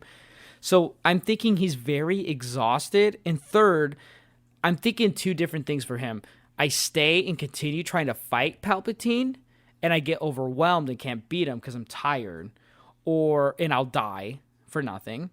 Or 3, and then he'll be able to rule the galaxy and such and whatever. Or the third option is I reserve my energy and I go into exile and wait for the next great hope that I could hopefully be alive for to help in defeating this foe at some point. You're right. I might be too harsh on him. And I forget that he is very, very old. So he's probably like, I don't have it in me for another fight. I lost this fight. That's it. Like, I'm done. I guess that's it. But to be fair, I was also in the same arena where it's like, bro, just fucking at least try, But I watch this now and I'm thinking, and in terms, I've never been more someone to like think about the Force and what it does. To me, it's the Force is the Force push and the Force lightning and that thing. But the more I think about Yoda and I think about the manipulation of the Force and like these visions that some Jedi have and some don't, it has to, because like when Anakin has these visions, he wakes up sweaty. He is like gone through it. He's stressed out. So it's like it has to probably take a lot of physical and mental energy to like engage with the Force in these kind of manners. And I can only imagine what that's like for Yoda, because like I remember Attack of the Clones when he uses all that Force to jump around and then he saves them when Dooku drops the pillar. He's exhausted after moving that. When he moves the X-Wing in episode 5, he's exhausted. And it makes sense. Like, of course, like this ultra powerful Jedi who's strong with the Force, I mean, he's gonna be exhausted, I'm sure of it. Yeah, it's probably like if Joe Biden loses re-election, he's gonna be like, "I'm 83. I'm tapping out. I'm not doing anything." I need to see live footage of Biden at his home, just like fading, like his clothes just like falls flat, and he just like goes one with the Force. And he's like, "Hey man, that's great. I'm going with the Force now. I'll see ya." Oh my god. The Battle of Mace Windu and the Jedi versus Sidious is awesome. I love the dialogue exchange with them. I know Mace Windu's like no bullshit. It breaks my heart to see Kit Fisto go down like that though. Yeah. Yeah. Every time when he goes, oh, I'm like, no, Kit Fisto. Like he's one of like the minor characters that like has a following, and I'm part of it. It's like, oh no, not Kit Fisto. He gives that beautiful smile in Attack of the Clones at the Battle of Geonosis. Yeah, without him, he wouldn't. I mean, we don't know where C-3PO would have been if he didn't do the Force push. We wouldn't know. You know what made me sadder is seeing Kaiman Mundi get shot in the snow. Don't even talk about it on the planet Megito as well. Oh my gosh, that's how big of nerds we are. My God, the Mace Windu and Darth Sidious fight. Talk about a prelude to what we'll get on Mustafar. Man, that is such a cool fight. And we see Mace Windu push to the limit, but I swear to God, every time I see Anakin get on that fucking pilot on the ship and then fly over there. Again, we talk about remorse. God, I wonder what this whole universe would have been like if he didn't just do that. If he just listened to Windu. When Windu said, if what you said is true, you've gained my trust, which at the same time kind of fucking sucks because it's like, if you're lying, I'm going to be fucking pissed off. But two, you finally gain my trust after revealing like who we've been looking for the entire time that we've not been knowledgeable enough to uncover, basically. Yeah. It's kind of like a thankless apology, it feels like. Sure. Yeah. But then after that, Anakin Skywalker is like, all right, I'm going to go kill a bunch of children. Just 0 to 100. Just immediately like, let's go kill some kids. I will say a little bit of it is cringy after Mace Windu is killed by by Anakin, and they have the conversation, and he says, "You shall be henceforth Darth Vader." It's a little cringy, their dialogue, where Anakin's just like, I pledge my life to you and your teachings and stuff like that. That stuff's a little cringy, but I think the emotional damage of him saying, what have I done? Is just a full circle remorse. And he's realized, I can't keep saying, what have I done? I can't keep having these regrets after I've done things. I just have to live with them now, and I am now accepting them. Yeah. I'm with you. Yeah, if somebody says Anakin's turn, especially in that scene, is a little rushed, I'm not going to argue with that. But on the other hand, I don't care. Same, you know, This is one of those movies where like you can criticize it. I may agree with you. I don't care. I really just enjoy everything about it. There's really nothing in the movie that I dislike, except for maybe the hard zoom in on Obi-Wan's eyes. On a technical. My one beef. When Anakin, like, again, straight up was like, I'm confessing that this is a Sith Lord and I'm gonna, do the right thing and such like that. And then he goes like, you know what? This guy who's been with me my whole life tells me to go to a temple and kill the people who I've trained with, my contemporaries, and then kill kids. I'm cool with it. I'm good. I'm like, okay, like, do your thing, do your thing, boo, like, I get you. When he marches with that fucking clone army, God, it's like I never felt like more supportive of the dark side at any moment, because it felt like it was bringing down the establishment. And it's like, I wish it was under better circumstances, though, too. And when Palpatine gives the execute Order 66 on Obi-Wan and his interaction with the clones, at the time, I was like, you know what? I would shoot down Obi-Wan during the time. He's like, come on, catch up. We have a battle still to win here. And then he just fights. I'm like, you know what? Yeah, that's a little cocky of you, Obi-Wan. Like, give us a fucking break for a second. It's just like a recipe of a lot of emotions. I actually tear up every time Order 66 happens and you see the bringing down of Jedi and like the storming of the temple. It just Lucas just really knew with this movie how to be very delicate with the emotion, but also like rip your heart out at the right moments too. Yeah, the emotion is there. I also love seeing him storming the Jedi temple with all the clones behind him, because you get to see Darth Vader before he's in the suit, because he's not Anakin anymore at this point. He is Darth Vader. He just hasn't gotten in the suit quite yet. And what a privilege it is to see that. I think it's so freaking cool. Literally peak Vader. Yes, such good Vader. And I love that his eyes have turned like orange yellow by this point. The Sith looks eyes. Amazing. And little did we know that Reva was among those younglings, and she would later become an Inquisitor. Reva was there. Cal Kestis wasn't there, but he was alive during the Order of 66 with Jedha That's Paul. true. And Grogu was there too. That's true. Oh my God, you're right. Yeah, A lot of survivors, we come to find out. And Kevin Prince Jr. Freddie Prince Jr. Freddie Prince Jr. and Rebels. He's there, right? Caden, I think is his name. Yes, that's it. Caden. Yeah, Caden. Yeah, he's alive during that time too. Yeah, he was a Jedi apprentice when he escaped Order 66. Mm-hmm. And I think that's the most interesting part of Star Wars in this prequel trilogy is the Order 66, the Jedi Purge, I guess is what it's called after. You get a lot of moving parts during all of this. The logistics of killing every Jedi, because I love when, Palpatine's like, once the Jedi discover what's transpired here, they'll come here to kill us. So we have to move swiftly and attack the temple and catch them off guard. Is very calculated, but also I love how it shows that the Sith aren't invulnerable. Like, it's just two of them against the world still, and it's like, even though they killed Mace Windu, like, nothing's promised right now. They could easily just go into trial and die. It shows like how cutthroat they have to be. I don't know, just that little sign of vulnerability from Sidious. Sidious is this ultra big baddie, and I guess that's attributed to Rise of the Skywalker, which I will still say, him attached to that machine in Rise of Skywalker is amazing. I think it's ultra, horror-like. I love that image.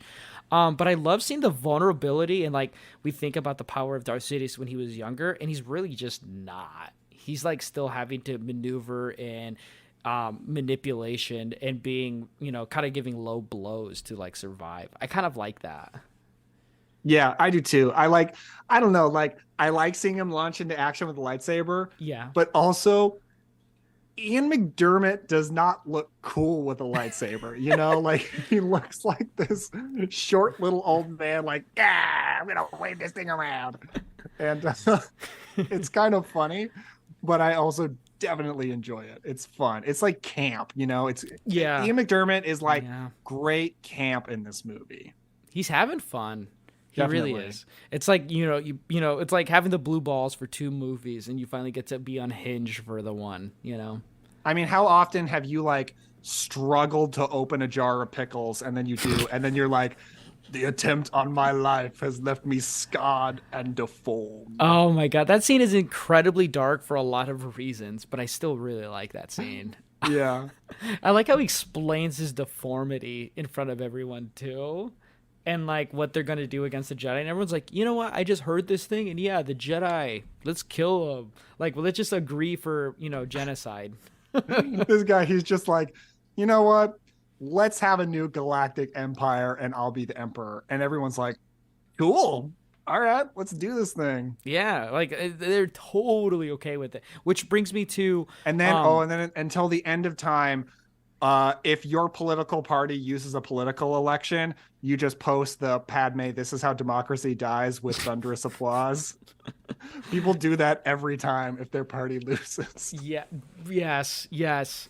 Also, like I said to earlier, unsung hero of this movie, Senator Bail Organa. When to me, it's one of the best things of this movie. This guy, this character, who is a politician first, who tiptoes between the Senate and the politics with also the Jedi, and gaining a respect and appreciation for the Jedi throughout 2 and 3. And when he sees that the Jedi Temple's on fire, no one goes to inspect except him. And he's not like, hey, what's up? What's going on? Is everything okay? He's like demanding, what is going on here? And he's concerned. I really like that from Bail Organa. And it shows the type of character and the type of values. And of course, with Kenobi as well, it shows like what kind of character and leader Leia is going to be. I don't know. If Senator Bail Organa doesn't have to be the kind of character he is in these prequel movies, but like his character does, and it just kind of like saves the universe in the future, and then also is just like tells you the type of guy he is. I don't know. I've always loved Senator Bail Organa with these prequel movies, and the actor obviously too. We found out he was in Running Scared. I hated seeing him as a villain. Dude, yes, I was gonna shout out Running Scared. Yeah, I hate seeing him as a villain. I love seeing him as this cool guy. And when he yells no when he sees a youngling die, and his hesitant of like the Clone Wars when they say it's a rebellion, you'd think, oh my God, thank you for being here to take care of it. He's like, you know what? No, like what's going on? And the fact that he immediately goes, I got to go to Yoda first, and then I got to go to Kenobi. This guy knew like the right people to go to. And it's like, none of those fucking senators probably knew what the fuck was going on, nor did they probably care. I shout out Jimmy Smits. He's such a great supporting actor. I'm with you. I love Bail Organa, and I love Jimmy Smits' commitment to Star Wars, in that he's in these 3 prequel movies. He comes back in Rogue One. He comes back in Obi-Wan Kenobi show. He hasn't come back in Andor yet. I would not be surprised if we see him in season 2. Maybe they couldn't get him to do both shows because those shows came out very close together. But yeah, he's just always willing to come back as this character in anywhere in any kind of show or whatever that the timeline matches up. And that's always fun. It's nice to see just the same actors pop up in different kind of Star Wars stuff. So when he goes to find Obi-Wan, and we think Obi-Wan died, but he survives, and he treks back, and he gets the transmission from Organa. I don't know, but I get like that butthole clenching moment. I was like, yes, like, okay, things are getting, like things are in motion. Like the good guys, like, thank God all the stress is gone. We know who the baddies are. They're going to go and, survive together and figure out what's going on. I loved like Yoda and Obi-Wan are trying to figure out the mystery with the Jedi and the beacon. And they decide to, go to the temple.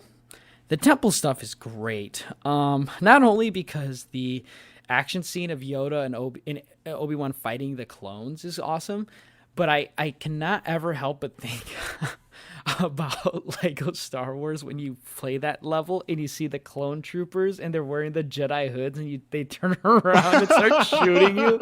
I can never stop thinking like they pull up to the Jedi temple and that's what's going on. I can Lego never Star Wars games are so funny because they take such intense moments from the movies and turn them into Lego comedy. And nobody is mad about that. Everybody loves it. Everyone is happy with it. That's kind of amazing. Yeah, I can never like that. Those two things are always synonymous with me when I watch this movie. But then when Obi-Wan has, like, I don't know, does Yoda know that Darth Vader is Anakin? He's the one behind everything, or he has an idea of who it is, but he didn't want to tell Obi-Wan because he told Obi-Wan not to look at the security cameras. Yeah, I think that's definitely what it was. Is he didn't want to break Obi-Wan's heart, and again, Ewan McGregor's performance so good when he sees that security camera. It's so heartbreaking. And when he later tells Padme about that he saw that on the camera, that's again one of my favorite Obi-Wan moments. Yeah. Because I love when he says at the end of that scene after they've talked about Anakin's fall, he just says, "Anakin's the father, isn't he?" And Padme doesn't say anything. And he just says, "I'm so sorry." And I love that moment because it just shows what a good person and what an empathetic person Obi-Wan is, that he doesn't blame anybody, doesn't condemn Padme because obviously Padme made a mistake. He doesn't need to tell her that. He doesn't lecture her. He just says, "I'm so sorry that things turned out like this." And I love it. He's such a great character. That is a good yeah, that's a good moment.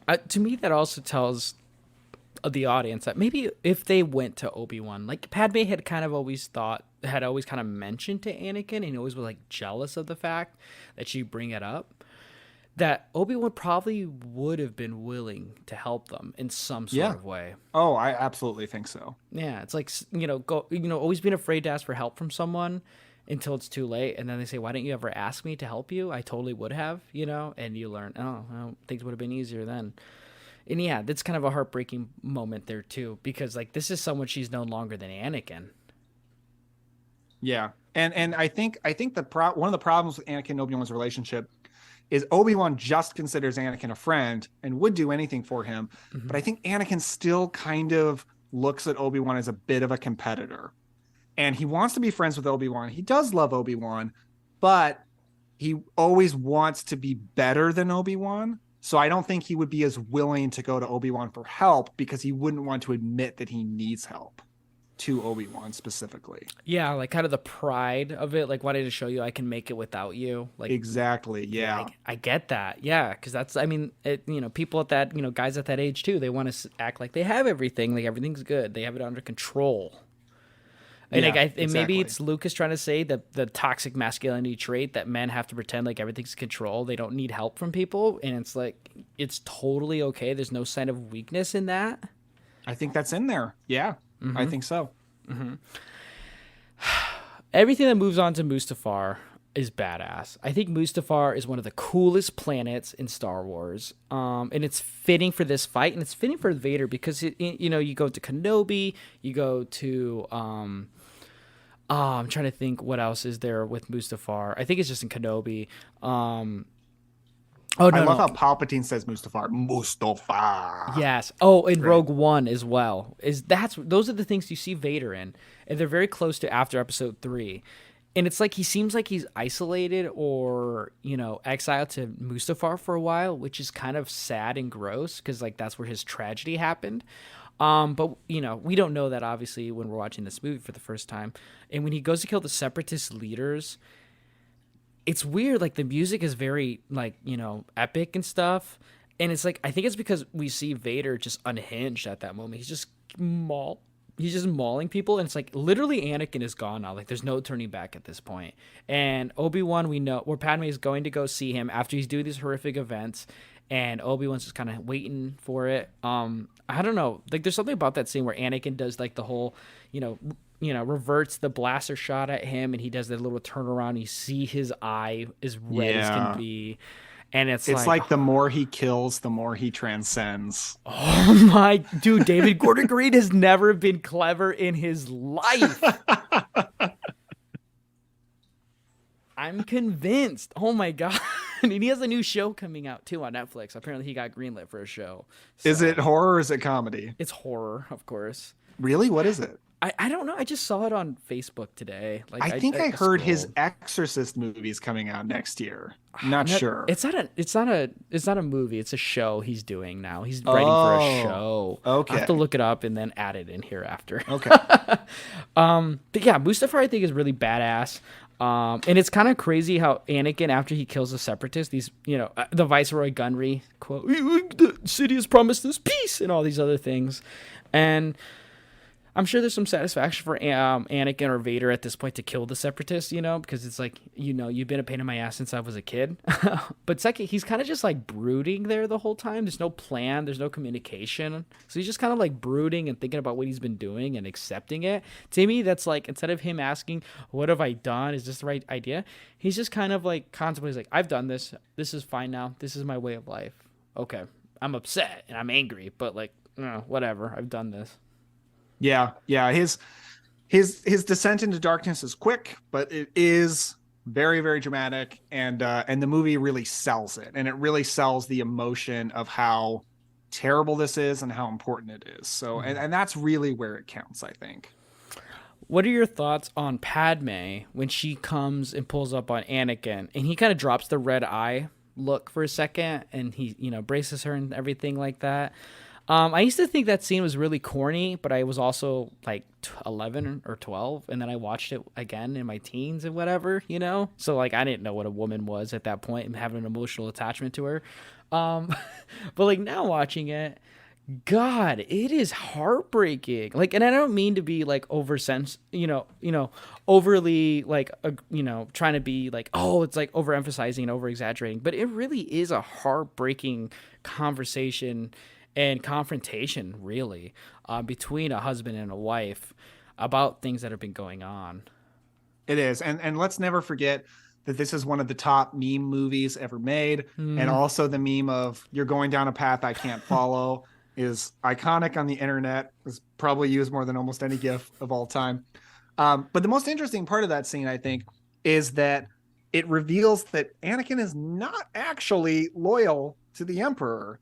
And he says that like, I know he's bad news, but I can overthrow him, and then I can rule the galaxy. I can be that guy that he talked about in Attack of the Clones who can make people do the right thing. And that's also interesting because he doesn't let go of that idea. And later in Empire Strikes Back, he says the exact same thing to his son. Yeah. And that he really doesn't actually like Palpatine. I think he did at a certain point a long time ago, but once he sees what Palpatine really is, he doesn't like him. He sees him as a means to an end, but then he just kind of gets stuck working this job, working for this bad boss that he doesn't actually like.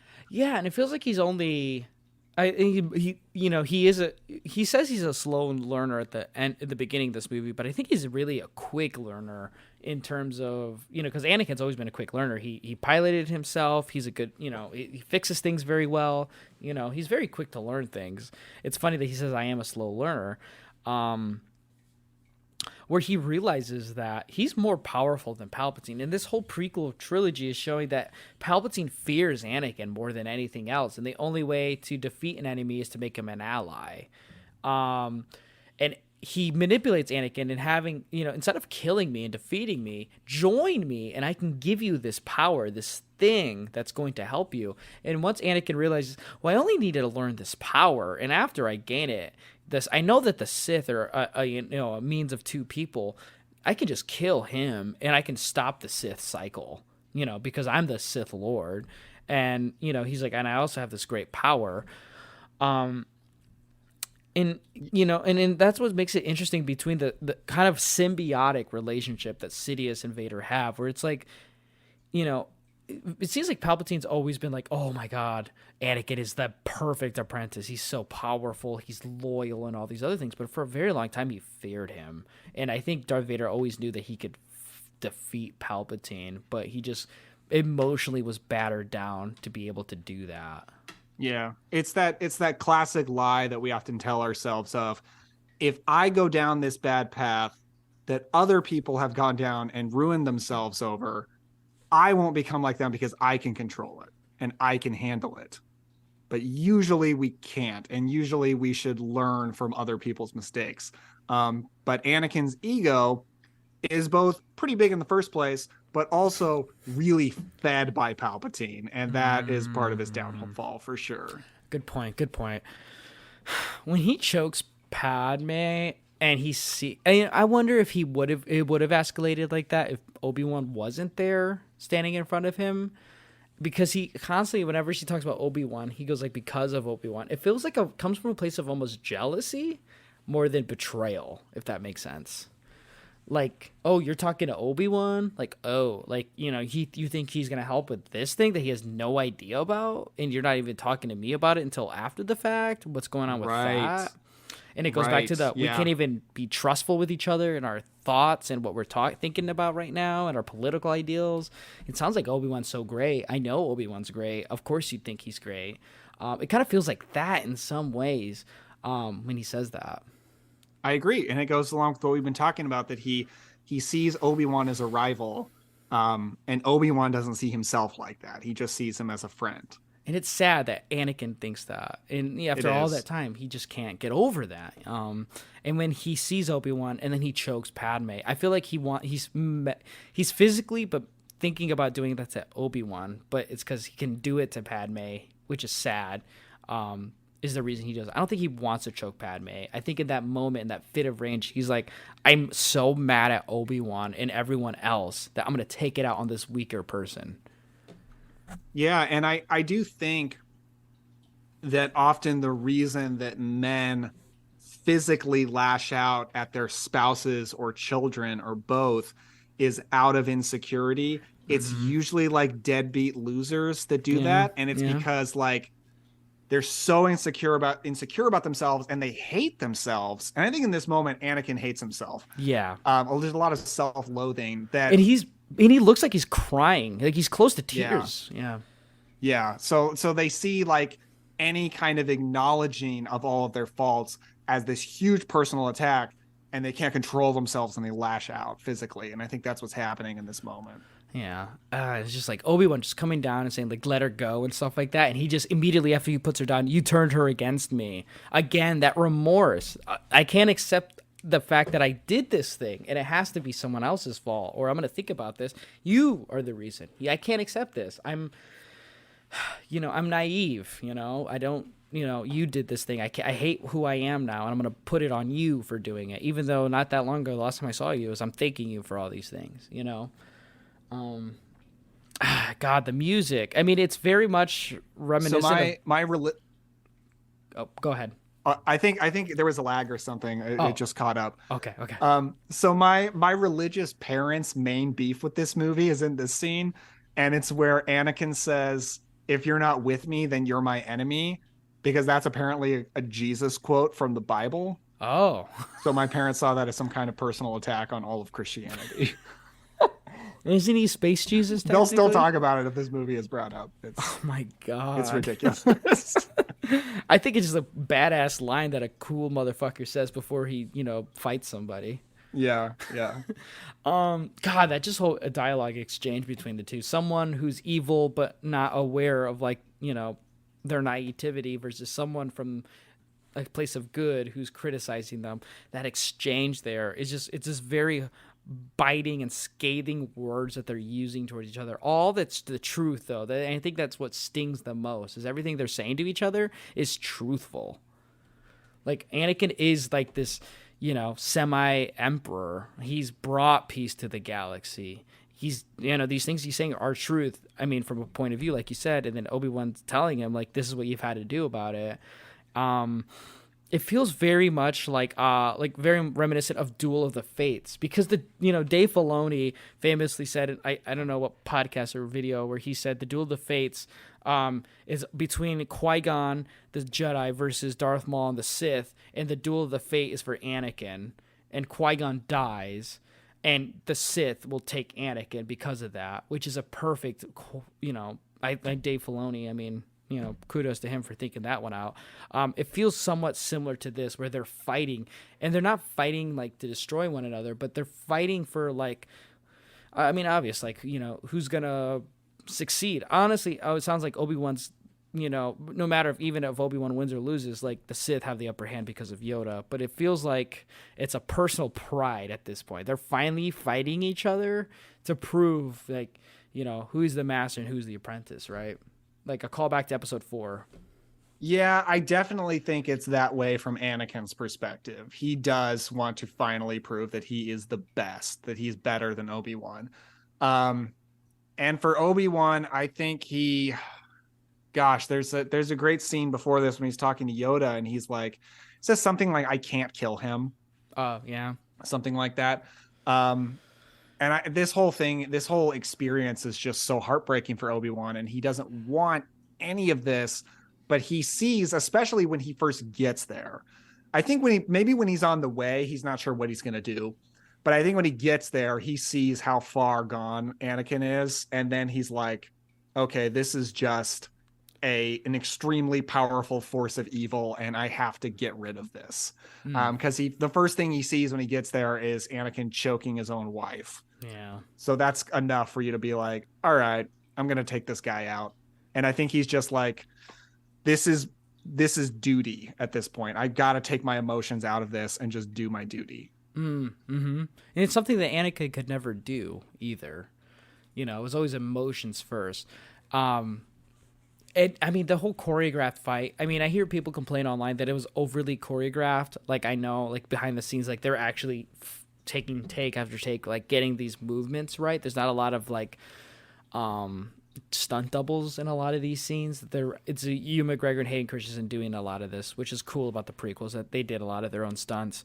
But it's in a very aggressive fight. When you think about how they would fight towards the enemy together, it's very patient, it's very, acrobatic and cool. This is such a brutal fight. It's very physical, to a point where Anakin's even choking Obi-Wan and trying to, like, push the lightsaber down onto him. It just shows, like, the adopted fighting style that Darth Vader has versus Anakin is so much more brutal and physical and unhinged. And it makes for a very entertaining, fighting sequences. It's all on the same planet, but man, there's so many set pieces to this fight. That's awesome. And I don't think a lot of movies have duplicated that sense. Yeah, because, like, if you look at the blockbusters of today, like the Marvel movies and such, and again, I love the Marvel movies, but they very rarely have an epic conclusion that is just two people fighting. Mm-hmm. That almost never happens. They always have to go with something bigger. There has to be, like, a beam in the sky, or there has to be some kind of flying giant structure that's falling, or, like, there has to be something big. And this movie has the guts for its big epic conclusion to be two people fighting. And that's all it is. But it feels that epic because of the emotion and because of just how insanely well done the fight sequence is. Because I think it is. I don't think it's too choreographed. I think it is beautiful. It's a beautiful sequence of two people at the height of their physical powers duking it out. And I do wish like more Marvel movies would do that. Like just think if the first Black Panther, if that third act was just T'Challa and Killmonger fighting just one-on-one, if that was the climax, I think that movie would be even more beloved than it already is. Yeah, and it fits the same beat by beat. It's two people who should have had shared experiences together and camaraderie, but they're both fighting, same like Anakin and Obi-Wan, different ideals, different political ideals, different worldviews, and that's the big reason they're fighting as well, on top of the emotional stuff. I totally agree with that. You don't see that anymore. You don't see that kind of fighting. In the fact that they're choking each other, they're kicking each other, they're going hand with their own opposite lightsabers and tackling each other while while the lava is shooting up. And then you even get the hard dialogue where it's like, I failed you, Anakin, and Obi-Wan accepting, like, this is my fault. I've created this in some way. I didn't stop this before it was too late. And the fighting of Palpatine's evil, and he's like, no, from my point of view, the Jedi are evil. It's like you see this person who is just who's been pushed so far into the corner. You talk about like the whole bullying or the school shooter mentality. It's like you keep pushing this person down, and not like ever checking on them and trying to build them back up, and you just keep demonizing them. You keep assuming things about them. They're going to lash out, and it's like, when Obi-Wan says, then you are lost, that you think the Jedi are, from your point of view, evil. And it's like, yeah, to some people, like, they get to that point of despair that, like, the only thing that makes sense is their point of view, because everyone's been telling them that they've been bad or they've been distrustworthy and all these other things. So it's like, it's totally believable in hindsight 2022 that the way Anakin is feeling and thinking, especially with the whole fucking dogma up into just in this movie alone, not let alone the two movies before it. Yeah. Poor bastard, of course. Yeah. I think also Anakin knows that at this point he's too far gone and he better just commit to this worldview because he just slaughtered a bunch of kids. So I don't think he can like say, all right, you're right, the Jedi were good guys. Okay, you know what, I just killed a bunch of people, that's too bad. I think he's like, this is my new life now, I better just commit. Yeah, there's no Ben Solo saving from this, kind of, no. Yeah, where Kylo, I guess that's a big way Kylo is similar to the Darth Vader in that way. They commit crimes and they're too far gone to try to fix themselves. Sure. Yeah, totally. But yeah, when the fight concludes, the whole high ground, the memes there, to me, it's just really hard to see. And also because the score doesn't give itself any favors. After Obi-Wan cuts Anakin, again, abating him, to try, his egotisticness to like try to jump further than me to try and kill me, and slices him. I think it's heartbreaking to see a guy watch his best friend burn to a crisp. And the music that plays during all that, gosh. And then like the heartbreaking I hate you part, ugh. Lucas was like, let me just drop this heat real quick. Yeah, it's so emotional for me. This is usually the point in the movie where I tear up. Yeah. When Obi-Wan says, you were my brother, I loved you. And he screams, I hate you. And Hayden Christensen's performance in that scene is phenomenal. Like just the hatred and self-loathing and anger that is all within him, just every possible negative emotion you can imagine is in that one line, and it's so vile. It's awesome. It's so good. It's peak. It's Revenge peak. Of the Peak. As a kid and growing up, I always thought the transformation of Vader when he, they find him and they pick him up, I always thought it was kind of corny when he screams no, but like that's the most emotion we've ever seen from Vader, though. Except the part where he goes to Obi-Wan, I guess, in Kenobi, where he's like, I am what you made me.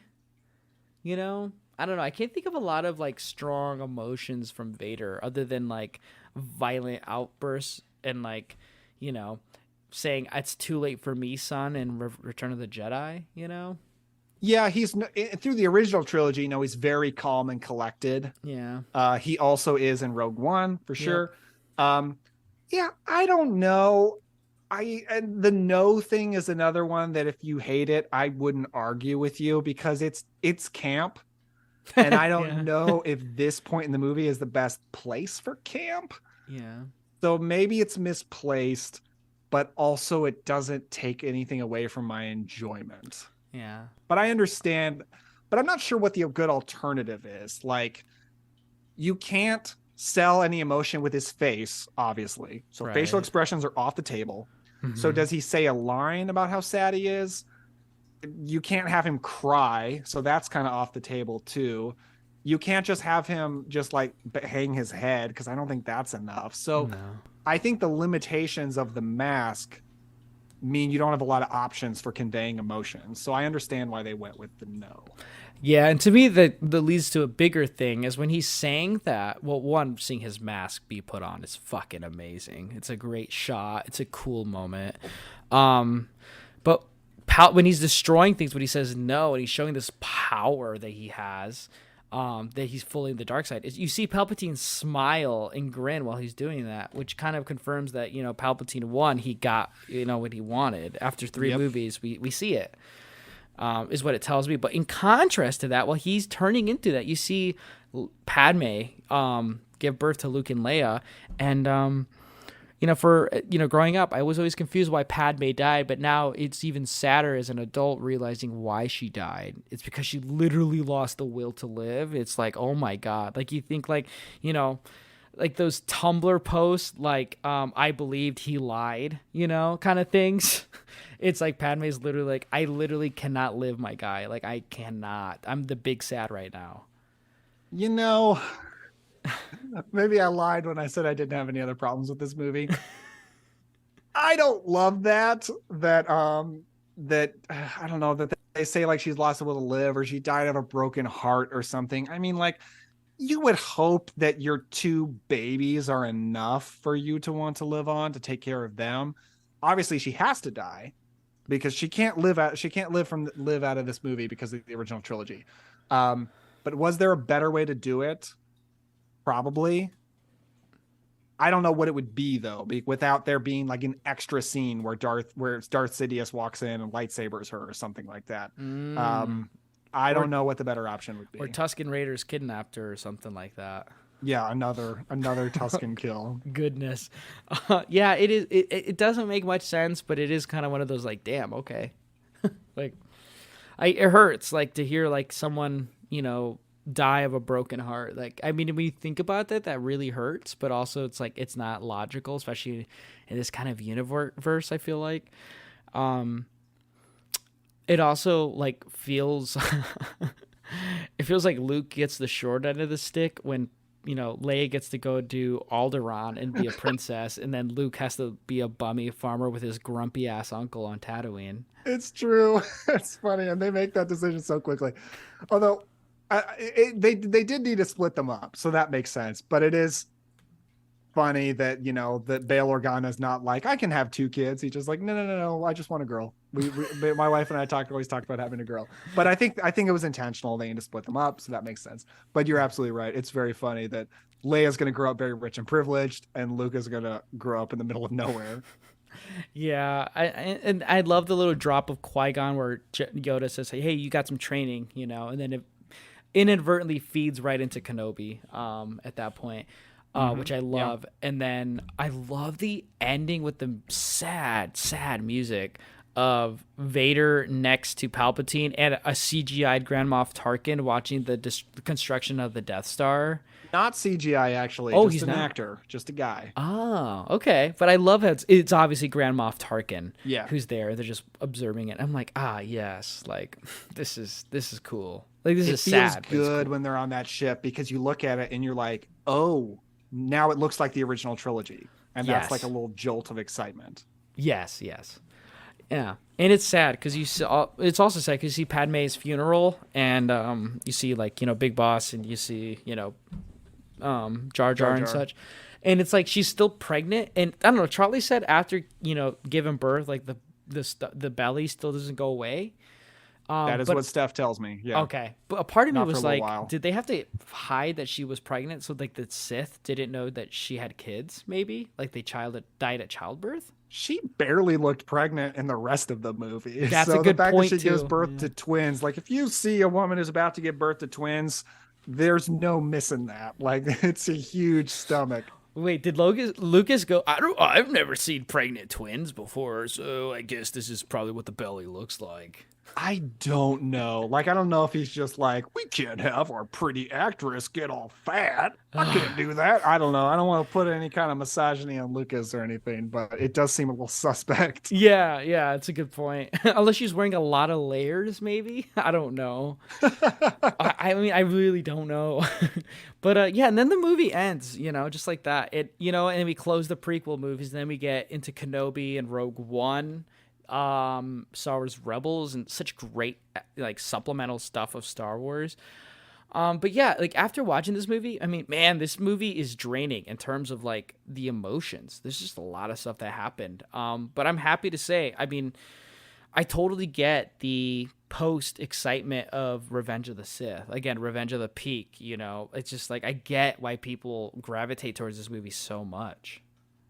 I sure do. When we did our Star Wars rankings last year, I put it at number 4, and I stand by that. It's still my 4th favorite Star Wars movie. I'd have to, save it for Twitter. I'll post it then because I can't think about it right now. But, I think it would definitely, I think a Phantom and Revenge would definitely jump a lot higher after revisiting these prequel movies, because nice. Those two for me are the ones that just, wow. Like I was like, oh my gosh. Like I always in my head knew about these movies, but now actually sitting down and watching them again just kind of does something a little different. Different gravy.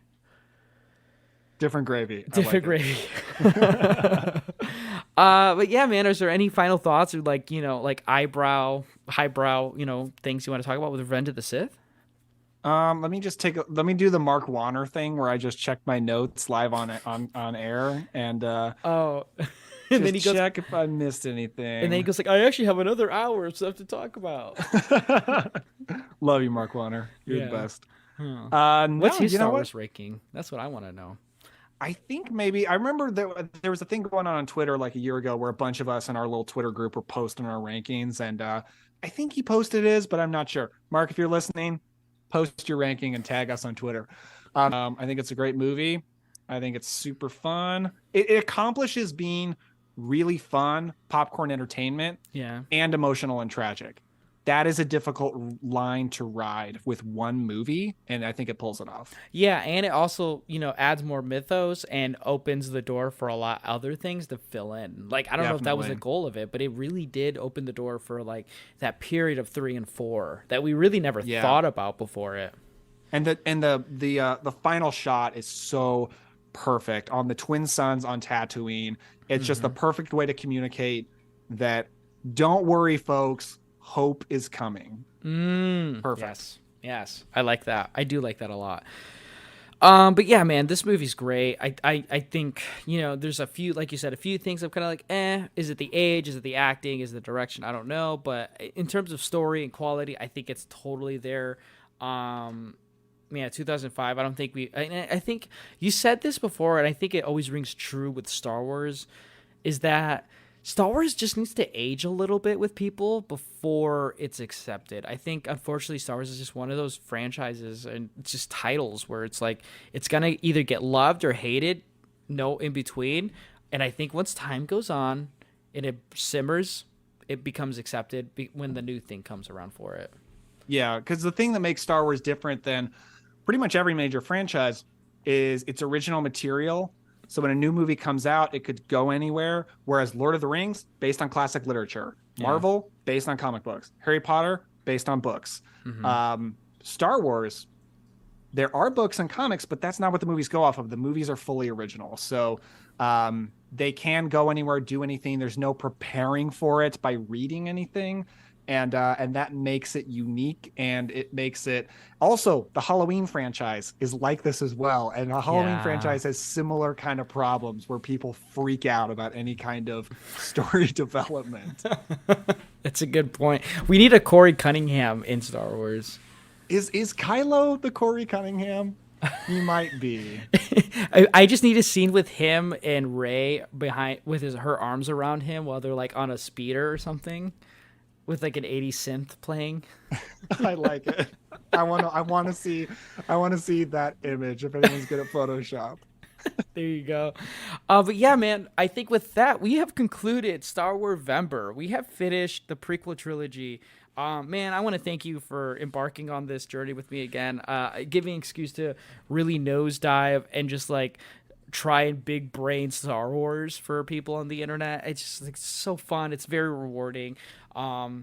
And I think that's just like what's great about movies. I think anybody who watches a movie, I feel like some part of their love for movies has to be a part or attached to Star Wars in some way. And for me, that's always been the case.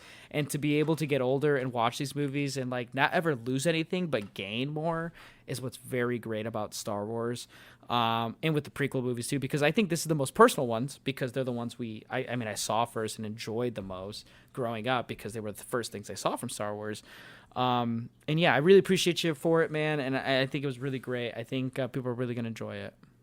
Oh, absolutely, man. Always happy to talk about Star Wars with you.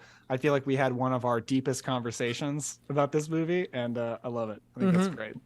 I do too. And again, I challenge everyone who maybe, in November, you were doing sad in NoirVember. Tackle Star Wars during December. I think Star Wars also it's great because it fits in November and December. There's there's more than 9 movies. There's plenty of stuff to fill you for 2 months worth, if anything. Well, I challenge you, Chris, during December to watch Andor. Yes, and that's amazing. When I was talking to Charlie after we watched Revenge of the Sith, I was like, "What's our next thing to tackle?"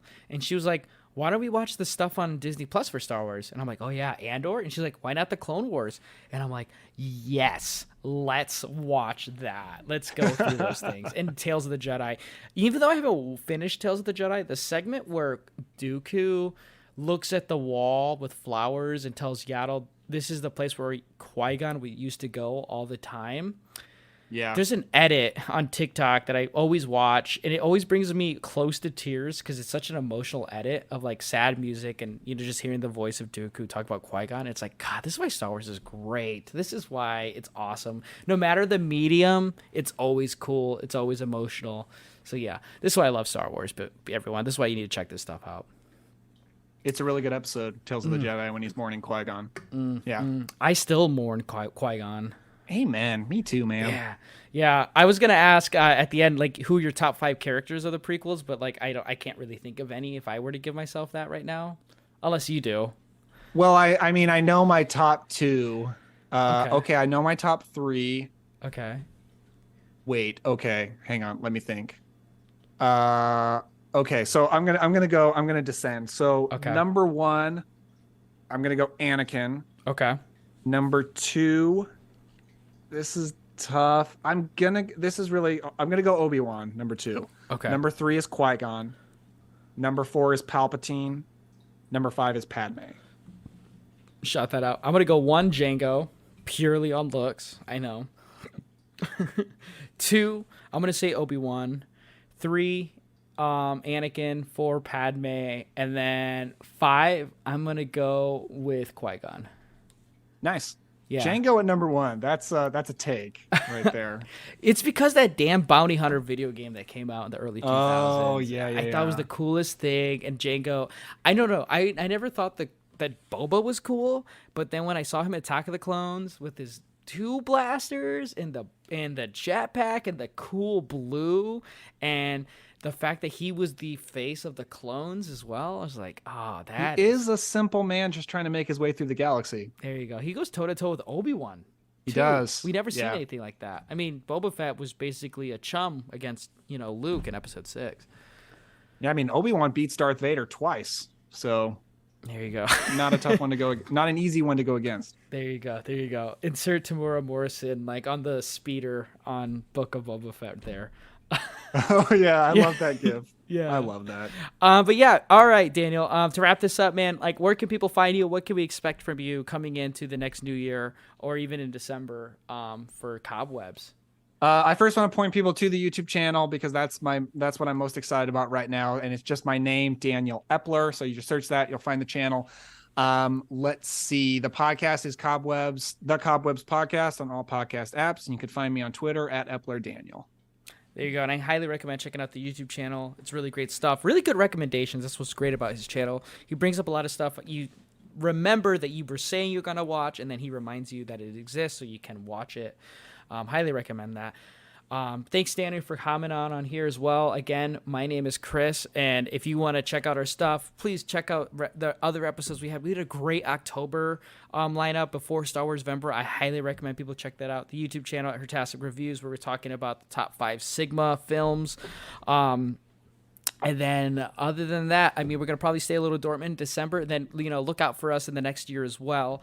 If you like this episode and you like this series, try to convince Daniel and I to come back for the original trilogy at some point. Retweet these episodes. Let us. It's not going to take much convincing. I'm just going to say it really won't. But yeah, let us know that too. And I guess this is news for Daniel. But if you want to hear me talk more Star Wars, I will be on Good Times Great Movies to talk about Empire Strikes Back as well. So that's so exciting! I saw him tease that he was going to talk about Star Wars on there, and I had no idea you're going to be the guest. That's awesome. I can't believe I requested work off for it too. Jesus. But yeah, go look for that as well. Thanks, Doug, for that. But yeah, if you enjoyed this, please like, comment, share. Appreciate you all for tuning in and for the support on that. And again, if you are not watching the prequel movies of Star Wars, I swear to God, you really care about cinema. Other than that, we'll see you next time.